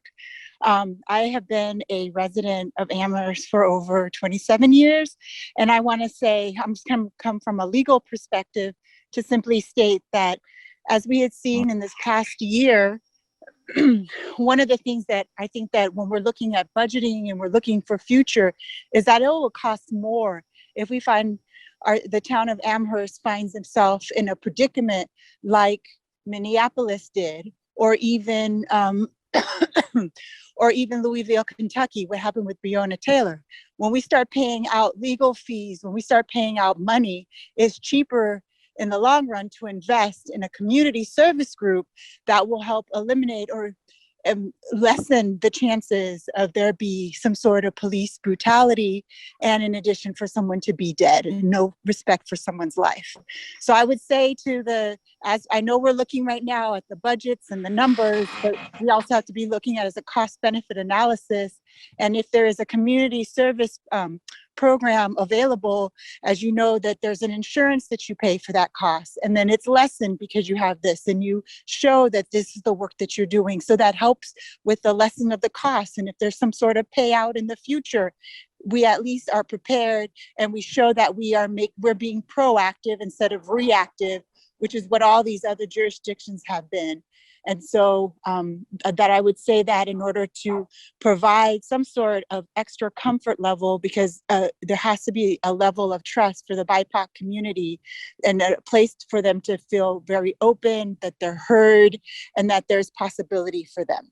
I also have now a young adult, raised a young child in Amherst, and I had to have the same talks that Ms. Ferreira had to have every time he drove or every time he went out, even he went out with his friends. And still to this day, I still have that conversation with him while he's at school in Chicago. And so just wanting to say that it is important, and that we want as residents in Amherst to be heard and to have a voice, and for us to have seats at tables. So thank you. Nadine, thank you for your comments. Andy evidently lost connection and let me know that. Ash Hartwell, please enter the room. Thank you. This will be brief, but I just wanted to, again, say that how impressive the research and the thoughtfulness and the work that the Community Safety Working Group has put together, and that really to commend that and to recognize, I feel that we should have a certain level of optimism that things are at a cusp and could change, but we have to do it together. We have to do it together. By that, I mean the white folk and the BIPOC folk working together. And although I really respect all the work that Paul put into that, I think that what is clear, unless there is integration and involvement of the dialogue with the groups, it no matter how technically good it may be, it's not good, because those voices aren't there. And that's the message of tonight, if any message comes through really clearly. And I would argue that what our goal must be is to establish the trust and the consensus about the way to move forward. That's tough. It's going to take, work on both sides, but it has to happen if we're going to move forward and really make a structural change in this town. And we could do it. Everybody here is smart and able, but let's recognize it has to be done together or it's not going to happen. So that's really what I wanted to say. Thank you. Thank you, Ash. Meg, did you still have your hand comment again? Or are you taking your hand? No, I forgot to put it down. Sorry. Thank you. Yeah, Okay. Meg, I'm back.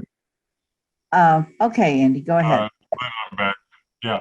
I think we were just going to, Alicia had asked, I believe, to speak after public comment and ask questions of Paul.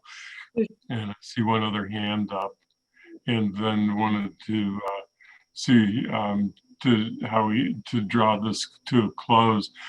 I did have one comment to make, and it's not meant to say that the comments we heard from the public weren't very important and that we weren't listening to them, but we had heard a substantial presentation at the council meeting, and the goal was today to then hear from the town manager and to react to that, because we had that may have been poorly thought out, but that was the intention. Alicia or Brianna, do either one of you want to ask questions? Andy, there's one more person in the public. Vera Cage is waiting to speak in public comment.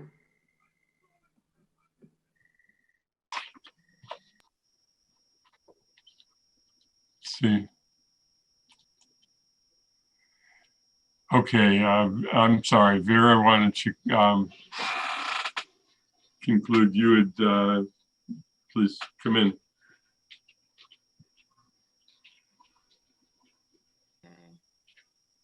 Hi, can everyone hear me? Yes, you can. Okay. I speak in total support of the CSWG's proposal. The town needs to fund it 100%. I want to read a portion of your resolution in the aftermath of the death of Mr. George Floyd last year. You said, whereas as public officials, it is our duty to use our legal and moral authority to protect all members of our community, no matter their race or color or where they fall in the power spectrum. It is our duty to foster a community free of fear, intimidation, and violence, a community in which people are not targeted or hurt unnecessarily by law enforcement, and provide equal protection under the law. You speak in this resolution about listening and putting groups together, and the CSWG is a group that is very much people of color centric and women centric. And for anyone to vote against funding this 100%, you are not true to the letter of your, to the language of your letter. What we need to hear from public officials who have the power is that you've not wasted people's time. My son is in the CSWG group, and what lesson is he going to learn about participating and community engagement when his elders are sitting at the table, carving out a space for him to belong, to participate, to use his experiences as a Black, a brown child growing up in this community, this is all the community that he knows growing up. What lesson are you imparting upon him about white supremacy and who holds power in this community? Dare not exclude the CSWG's work. Do not disrespect it. Please vote accordingly, that you listen and you respect people's voices that have volunteered their time here. Thank you.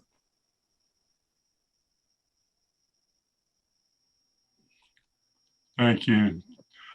So then going back to Alicia or Brianna as co-chairs of the committee, do you have questions that you we're proposing to pose to Paul, and then I also have my hand up. I've been having my hand up for a while. yeah, yeah, I know, but I did see it, and again, I think we've getting to the point of exceeding our time. I see more hands going up, and it's getting to be problematic. I did see your hand up before, but I wanted to go to the co-chairs. I want to defer my comment to Ms. Ferreira and Ms. Walker, who have had their hands up for a while now. Thank you, Ms. Owen. So I just wanted to, I have a couple of comments and questions on Mr. Bockelman's presentation. I am thankful that he went back and did reassess his budget allocation to us. However, it is still very insufficient. And so there are a couple of things that are really concerning to me when seeing this. The first thing is the implementation team. And so I am just very confused as to, we actually set out parameters for an implementation team and who we wanted to be involved in the design process. And they're not on here. And it says the CSWG members will be a part of the implementation process. However, it was also very clear to me at the beginning of this meeting that there have been multiple conversations in regards to our recommendations that we have not been a part of. And sort of the entire coming up with this presentation was, it seemed like there was discussion amongst the implementation team, and none of us were part of that conversation, but none of us were also even aware that that conversation was happening.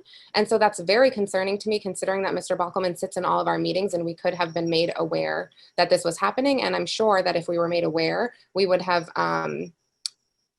expressed our desire to continue to be involved and for our voices to be heard as a part of that process. So that's very concerning to me. The implementation team itself. And then also a lot of these slides and a lot of the questions that are open or left that Mr. Bockelman has stated in these slides he doesn't have the answers to are things that we have already researched. And so I'm just also a little bit slightly confused as to, there was a lot of question as to the money that we spent on our consulting team. Well, a lot of money has been put into the research, and it is there and it is available. And if certain things needed to be configured in order for the youth center to be implemented, or for the multicultural family center to be implemented, then those things could have been brought up during our meetings, because it has been a long part of the discussion that these were things that we were going to recommend. And I feel like what it would really look like for this to be a collaborative, inclusive process would be, since the town manager was sitting in all of our meetings, for him to say, hey, for us to be able to make this happen, this is the information we're going to need. And we have asked him also many times for that information to be given to us, and we weren't received that feedback. So it's a little bit weird that, you know, there needs to be more research put into how we can make the youth center or the family center effective, but we've done that research. That's what we've been doing for the past 6 months, is the research. So it feels to me like we're being asked for more time, but I'm not understanding why. Like, is the research just going to be done over again? And by who? And where is that money going to come from, since we've already spent the money on it? And the question here is money and the lack thereof funding. And then I also see that 80K was put aside to address anti-racism. That's the same 80K that was put aside this year that we utilized in order to complete our charge. And I just want to say that that was not enough.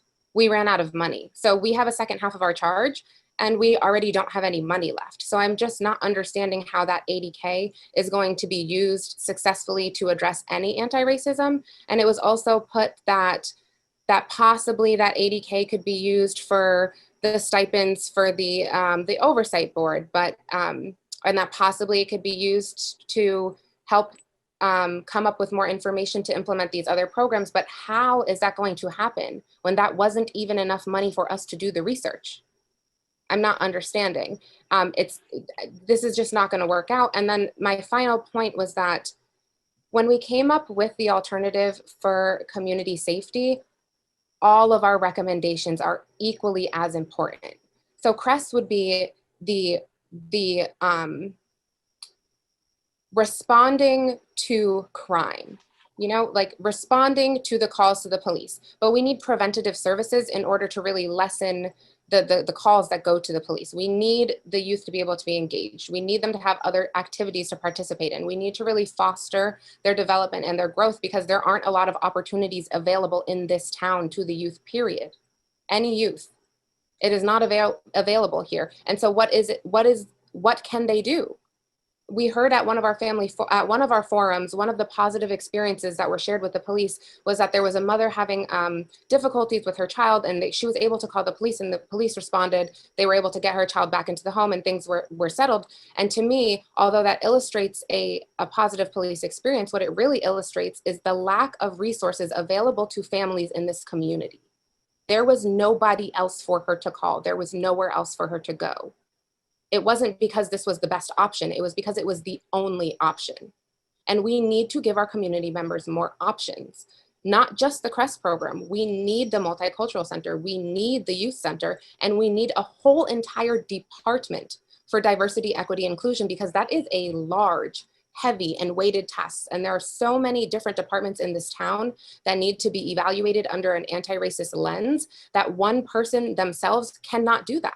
That is a very large task. And I was disappointed. This is an action plan that we've been asking for a few weeks from the town manager. We have asked him to come up with a detailed action plan. And to me, this is not detailed. This doesn't state anything. This doesn't state how the budget is going to increase year by year in order to fulfill these things. It's just a very loose plan to me. And so I'm very concerned about the implementation of our recommendations moving forward, especially if our group is not continued to be involved in the process.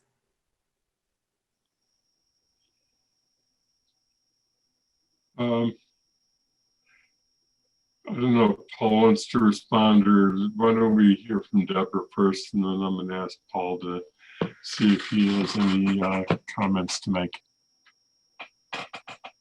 I mean, again, you know, I keep on hearing like we need to shut down this meeting and everything, and you all have had so many meetings that you go on and on and on. This is a critical, important meeting. I don't want to hear again that we need to shut down this meeting. I have 2 kids that need me, but I'm here. Why? Because they understand that I'm trying to safeguard their life. I'm trying to safeguard that they don't get harmed. You think I want to be here at 9:07 talking to you all? No, I don't.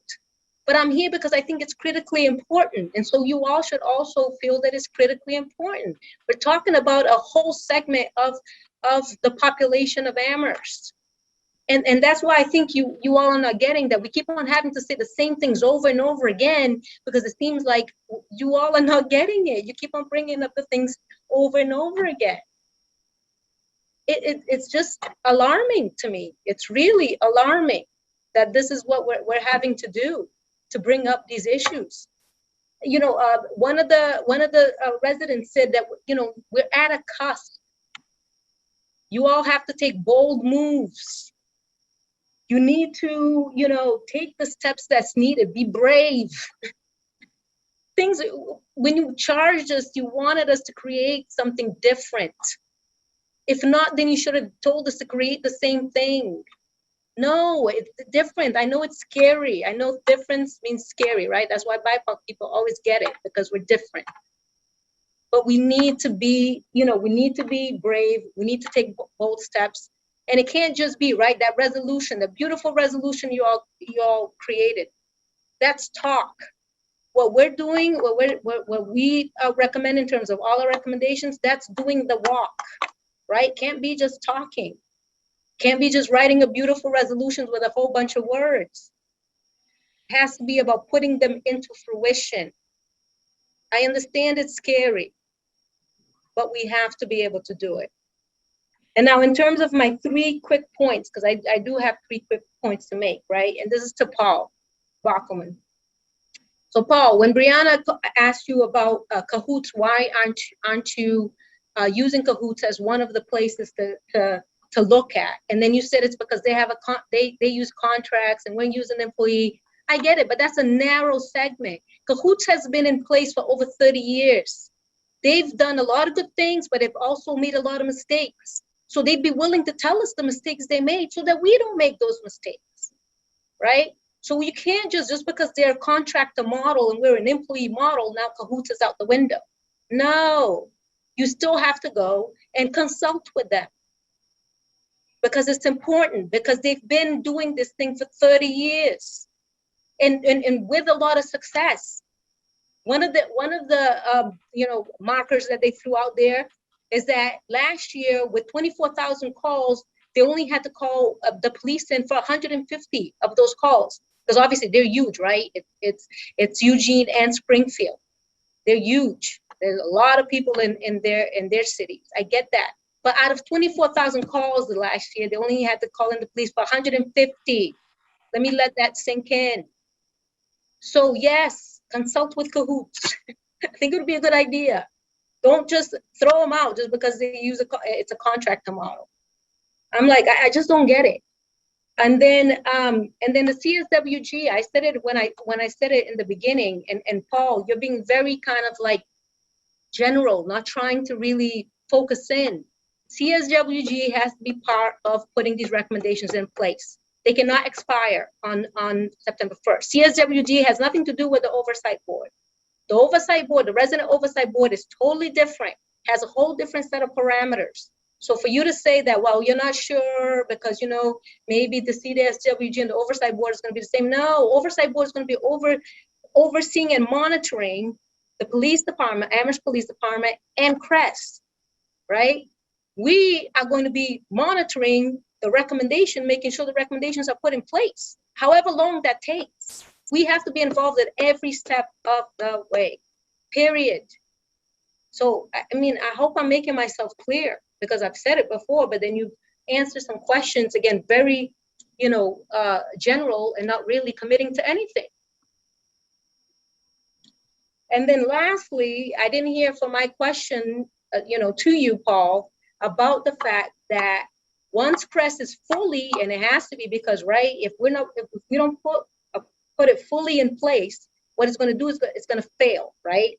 So hopefully once it's put fully in place and it's successful, that means there's going to be less police. So if there's going to be less police, that funding is going to go to CREST, correct? I want a response. I didn't hear that response. What is the response? I stopped there.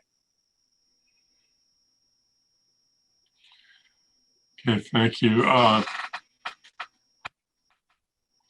So I don't know, Paul? Not sure. He's looking frozen on my screen, so I'm not sure. Okay. Am I being heard? Okay. So I think it looks like Andy may be frozen. So on the Cahoots model, I'm happy to look at the Cahoots. It is the gold. It's the standard that everyone looks at. It's the longest tenure. I wasn't dismissing it. I was just saying, the LEAP consulting group, they consult. LEAP is not a program. It's a group that advises folks on programs, because Cahoots is an actual program, as in Albuquerque, Olympia, all the different places. So I think we would want to look at all the programs. Cahoots obviously has a ton of experience, and we'd want to learn from that. The reason it is a different model than what the working group has recommended, but there are other things, and it's but something to learn from for sure. I think the mission of the community safety working group was to provide advice to the town manager. That's what the mission was. That mission will be completed when you deliver the Part B recommendations to the town manager. Then it becomes the town manager's responsibility to provide a budget to the town council, and and I've done that. So now the ball's in the town council's court to decide if they're going to approve that budget or not. Your charge for the working group goes till September 1st. And, the reason I put September 1st in your charge was that, knowing that your final report was due on June 30th, that you would need some time if there was reaction, if the council wanted to meet with you during the summer, if there were things that needed to be cleaned up. It was never the intention for the working group to be a continuing body, and that's not my intention. There may be a body that needs to be continued, and that's why I want to talk about the reparations group. but the continuing body is not set up to be the community safety working group. If you look at the charge, it is a time limited charge. It was set up purposely that way. And I think I'm not sure if we talked about that or not at the beginning, but the commitment when we asked people to participate was that it was to September 1st, and that's what was written into the charge. So, and if putting CREST in place, fully in place, I hear that, and I understand that concern, that unless it's up and running full-fledged, it's really hard to judge whether it's successful or not. And I think that comes into play with whether the phone number is actually being utilized or not, if there's a separate phone number, for instance. And it comes into play if if it's only if it's not open all the time, people can't trust that they can call it when they're not sure, and that creates some uncertainty.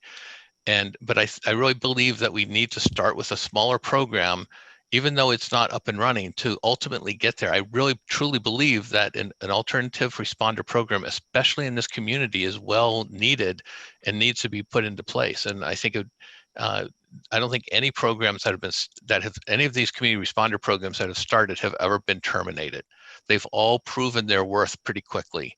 So I think that this will be the case in our community too, because our community is really ripe for this kind of program. And I think what is the impact on the police department was one of the things and I think, we want to model that too. We want to look at one of my present things was to say, what is the appropriate level for police department? What is the appropriate level for the CREST program? And we need to be looking at that objectively and with statistics, so that we're building the right community safety model for the community of Amherst. Thank you, Paul. So maybe this is a good segue for me to say what I was going to say about the process, and then I'll recognize a few more members of the working group before drawing it to a close. The Finance Committee is required by the charter to make a recommendation on the budget to the council. Ultimately, it is a council decision as to how to respond, but the council is limited by what the charter provides as the council's capacity within the budget. And this was not created by our charter commission just for Amherst, but is actually a part of state statute that applies to all cities across the Commonwealth. And that is that the council can approve a budget, can reduce a funding line, can eliminate a funding line, but cannot add to a funding line. And that's what the charter says, and that's what state law says. So when the council ultimately has to act before June 30th, it is within those limitations that it has to act. And I know that that's not something that makes many of us always happy, but it is what the law is. And that's kind of where we're at. But I do at least want to get back to the co-chairs of the group and then other members of the group. So Brianna, do you want to lead off? Or? Sure. So my comment was just, I recognize that our charge was to put together these reports, but I also want to remind you that part of our charge was engaging the communities most impacted by policing. And we have engaged them through hours of forums, surveys, and the consultants' work. And those stories are horrifying, and I would never want somebody to relive them. So I think, Paul, just on you sitting in on those meetings and hearing those lived experiences, you would want to keep us together to make sure that our recommendations are seen all the way out, because there's a clear lack of mistrust between BIPOC community members and the town government. So I think it's critical that the CSWG stays together. And I also just want to emphasize that this conversation could have been a lot shorter if we were welcomed in the beginning of the conversation as planned. The whole finance committee meeting was supposed to be catered toward the community safety working group. We attended the community safety finance committee in the audience, and we listened to the chief talk, the APD chief talk. We listened to Fireman Nelson talk, but now it's our turn to present, and we're in the audience hearing others talk about something that we've spent months researching and months getting feedback from the community. clarity to inform our work. So that's why this meeting is dragging out, because you left us in the audience in the beginning, and we are now evaluating the PowerPoint that was said. We're trying to answer questions that others have that were answered incorrectly, and we're trying to provide clarity and also speak to the amount of people that joined us during public comment and said what we have now in Amherst is not working. It is not working. Thanks, Brianna. And sticking with the two co-chairs, first, Alicia, did you have anything else? Yes, thank you. So Brianna stated very well what I was going to say for the most part, but I just wanted to clarify that our charge was actually very specifically to make recommendations to alternative safety services, things that are being done by the police right now that can be outsourced to other agencies, to other departments. That was specifically our charge, was to make those recommendations. And so you have them. And one of the recommendations that we made was to continue the CSWG. And so although I hear that you say that it was intentional that our group was ending, it is also intentional that we're requesting for it to not end. And so I think that you have the power to amend that decision at this time, because that is one of our recommendations. I also am just curious as to what the intention was. Like, why was it intentional that we're ending?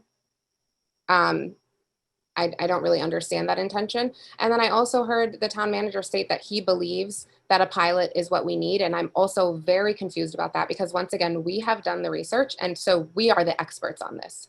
And we have stated very clearly that we do not believe that a pilot is going to be successful, and we do not believe that it's going to work. And so I just don't understand what research that belief is based off of, or where you come up with those findings. And I'm just really frustrated right now, and I apologize that I'm trying to sort through this, because we've been told a lot of misleading information. And once again, I thought this meeting was entirely for us. We actually took a doodle poll onto which day this meeting should be on that was best for all of the community safety working group members. We were instructed not to go to the first portion of the budget hearing with the finance committee, because we were going to be given a meeting specifically for us.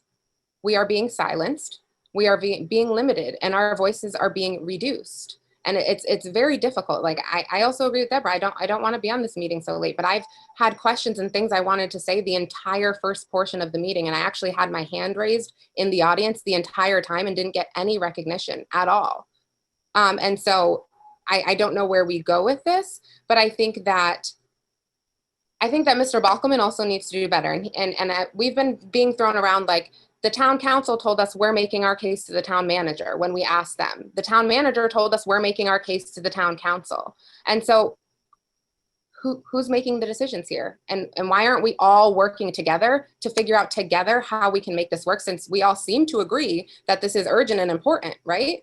So why can't we work together? Why aren't you guys telling us what it is that you need from us so that we can make this happen? I'm just not understanding.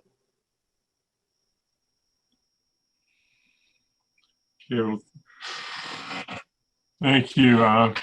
Maybe I'll not respond immediately, but reserve response for a couple of minutes so I can call in a couple other members of the working group.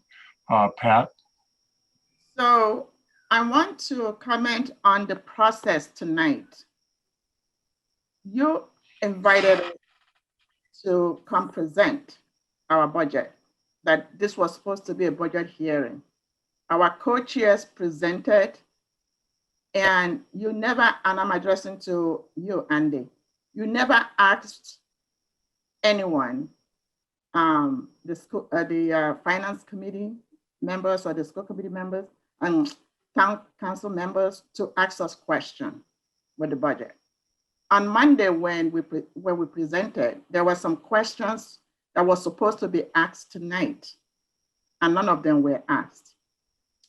I have children who studied finance, 2 of them. I have a kid that studied economics. I have a child that studied accountant. 2 of my kids work at Wall Street. We have a finance director in this town that is advising how to budget for CREST program. You all are very intelligent people, and you want to, take what they recommended with the so-called management team.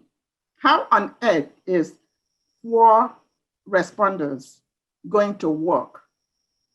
It's been set up for failure. If any of my kids perform like this, they will lose their job. If any BIPOC professional present this type of budget for a program that is clearly going to fail, they will lose their job. But the finance director is a white man. His job is protected. In fact, what happens in this town is that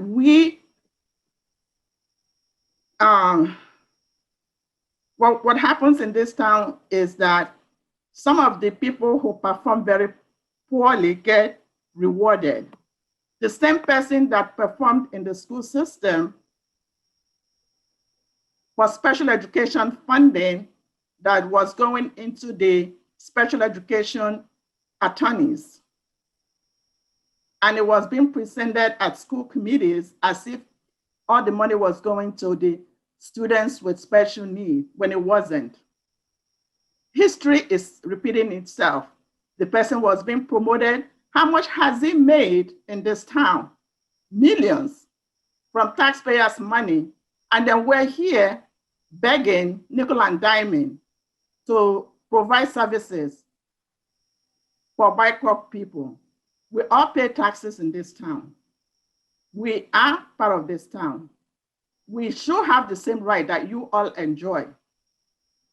More than $100,000 is devoted to golf course for white people.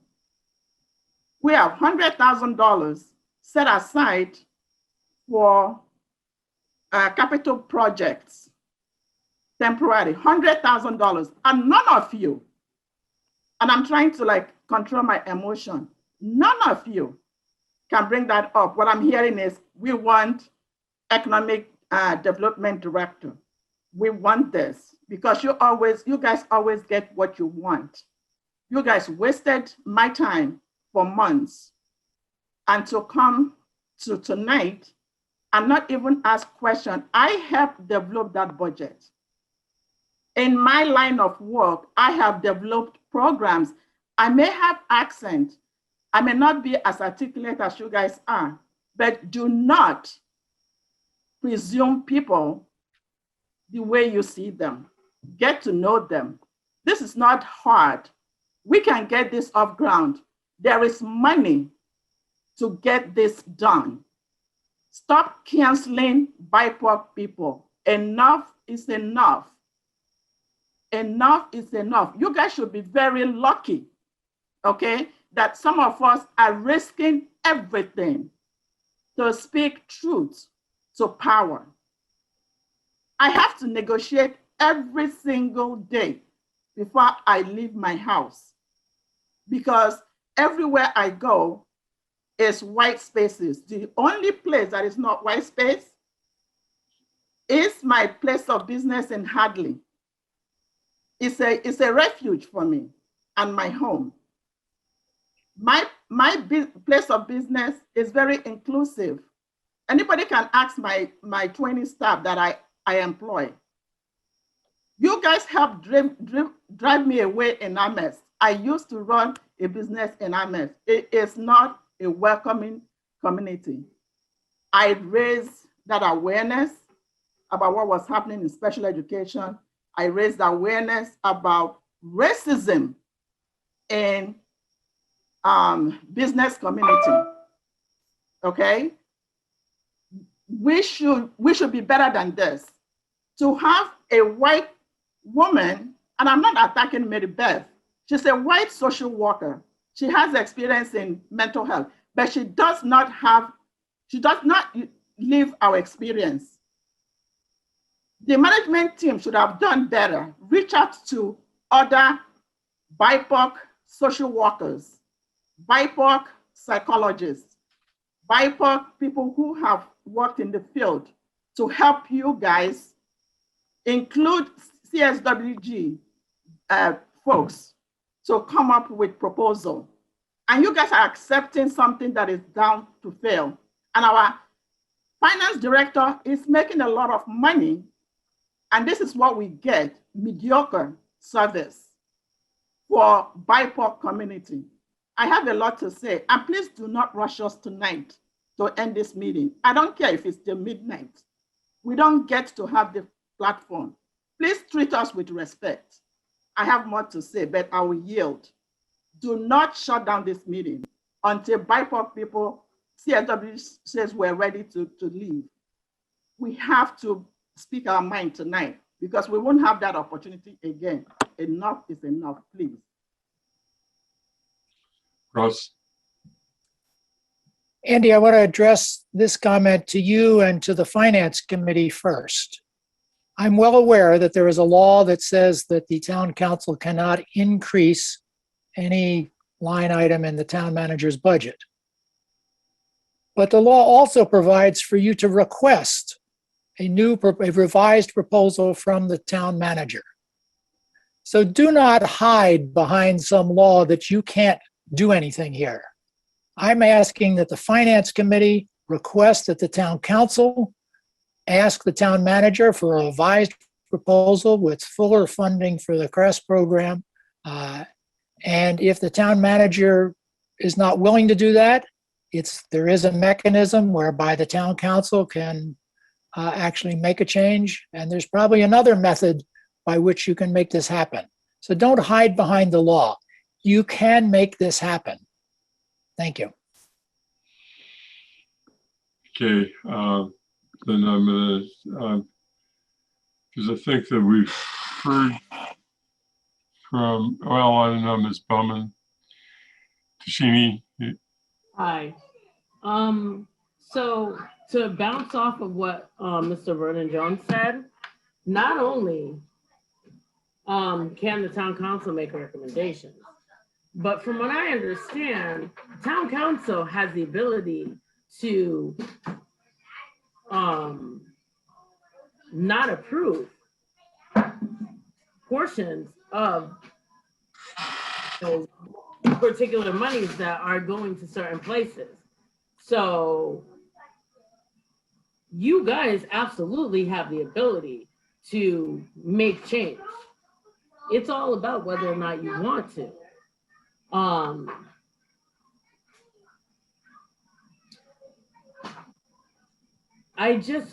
You know, and that's the first thing I wanted to say. The second thing I wanted to say is that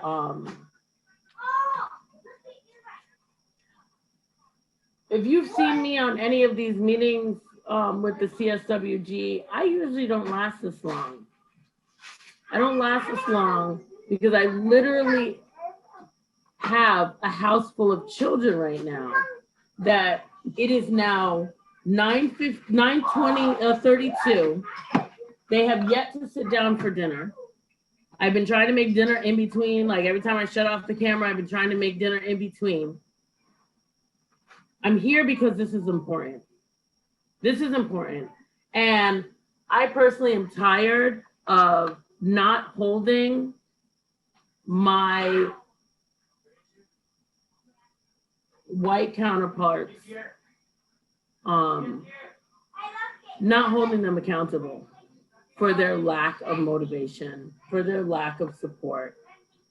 And I want to say something about that, because there is one particular white person that I have thrown out props to, whatever, given support to, spoken about over and over again, and that is Mr. Vernon Jones. And I consider Mr. Vernon Jones a co-conspirator to the BIPOC community. I consider him a co-conspirator because he puts his effort, his time, his energy into making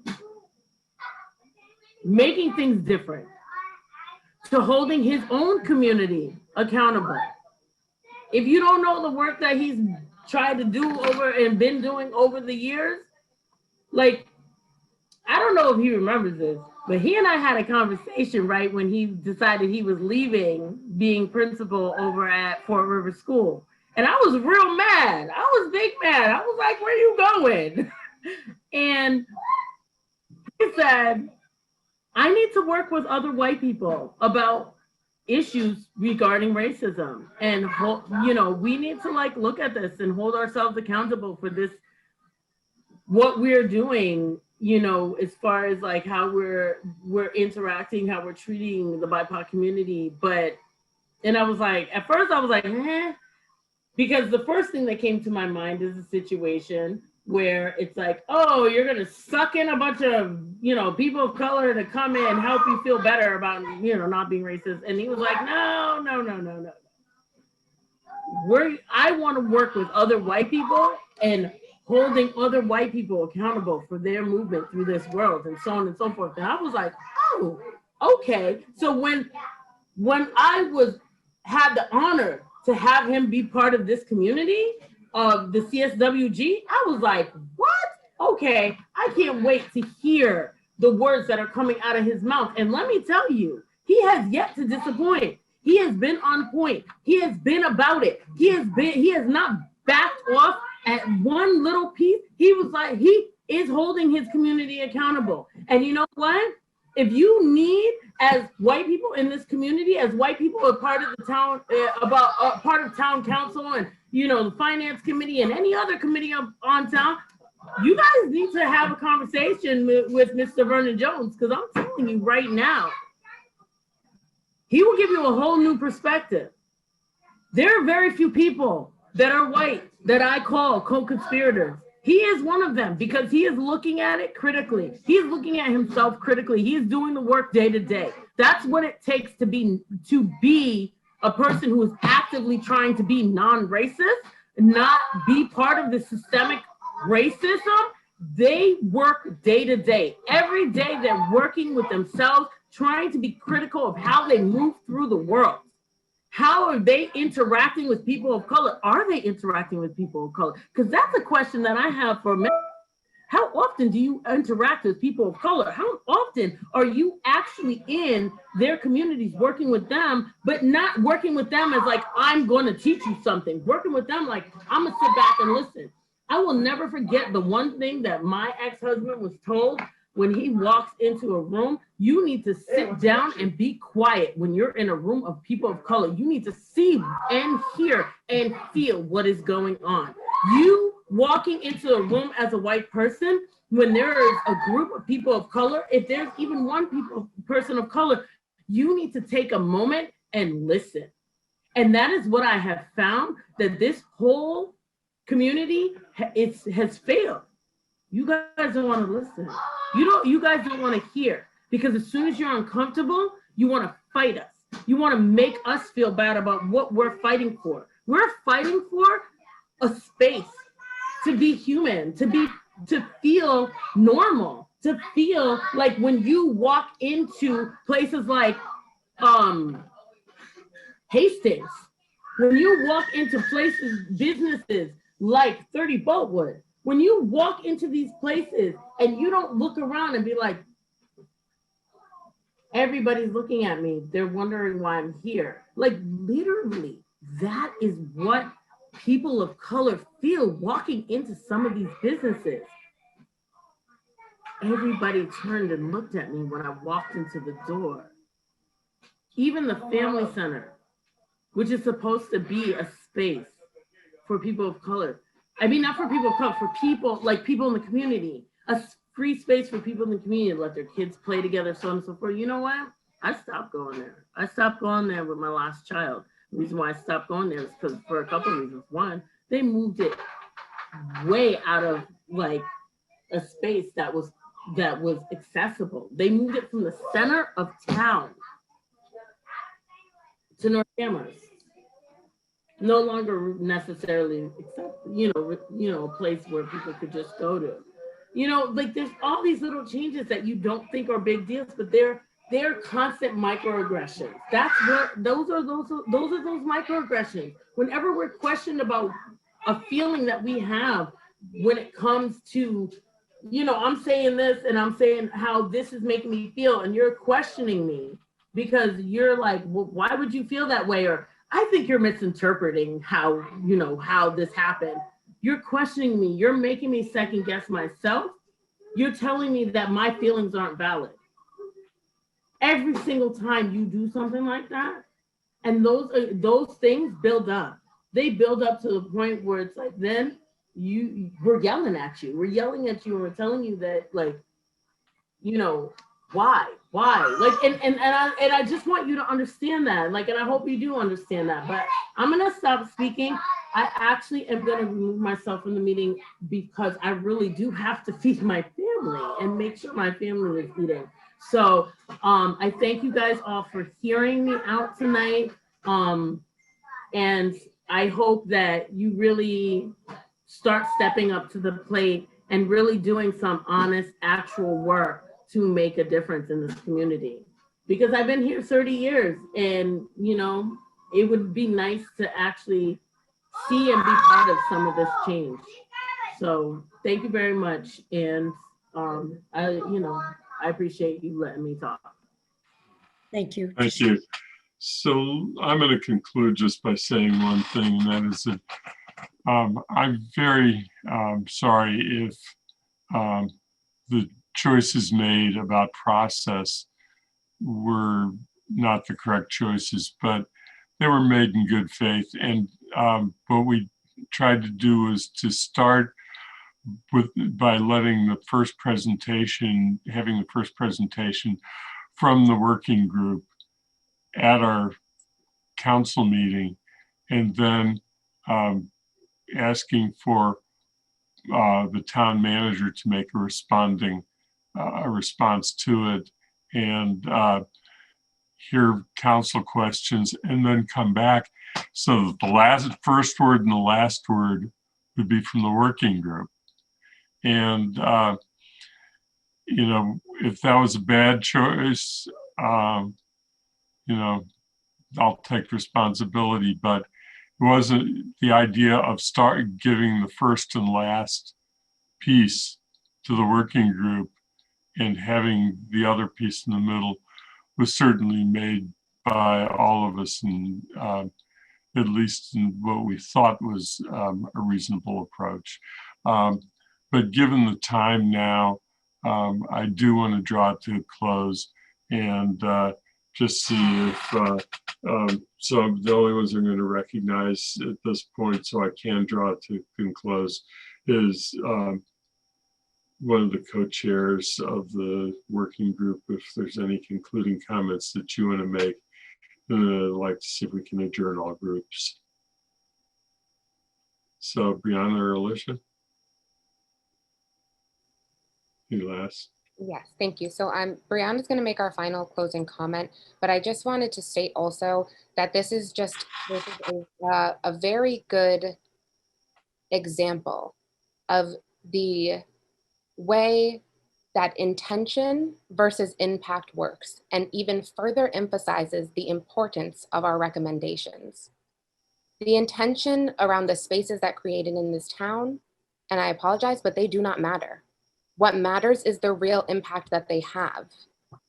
And so I really urge you to keep that in mind when you're moving forward, that your intentions do not matter. What matters is the real impact that they have on the community. And the community has spoken many times to let you know what the impact is. And now it is your responsibility to act, not to make excuses, and not to continue to push us off and say at another time, because there is no better time. This is overdue. And so now is the best time. And so I urge you all to keep those things in mind moving forward.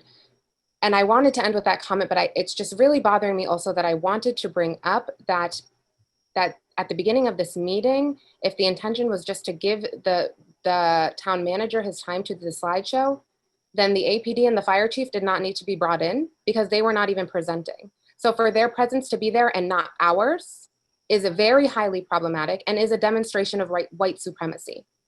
If there was going to be anybody else on the screen that was not presenting, it should have been our group. Thank you. Thank you. Brianna, anything else, or before we adjourn, get all the groups to adjourn?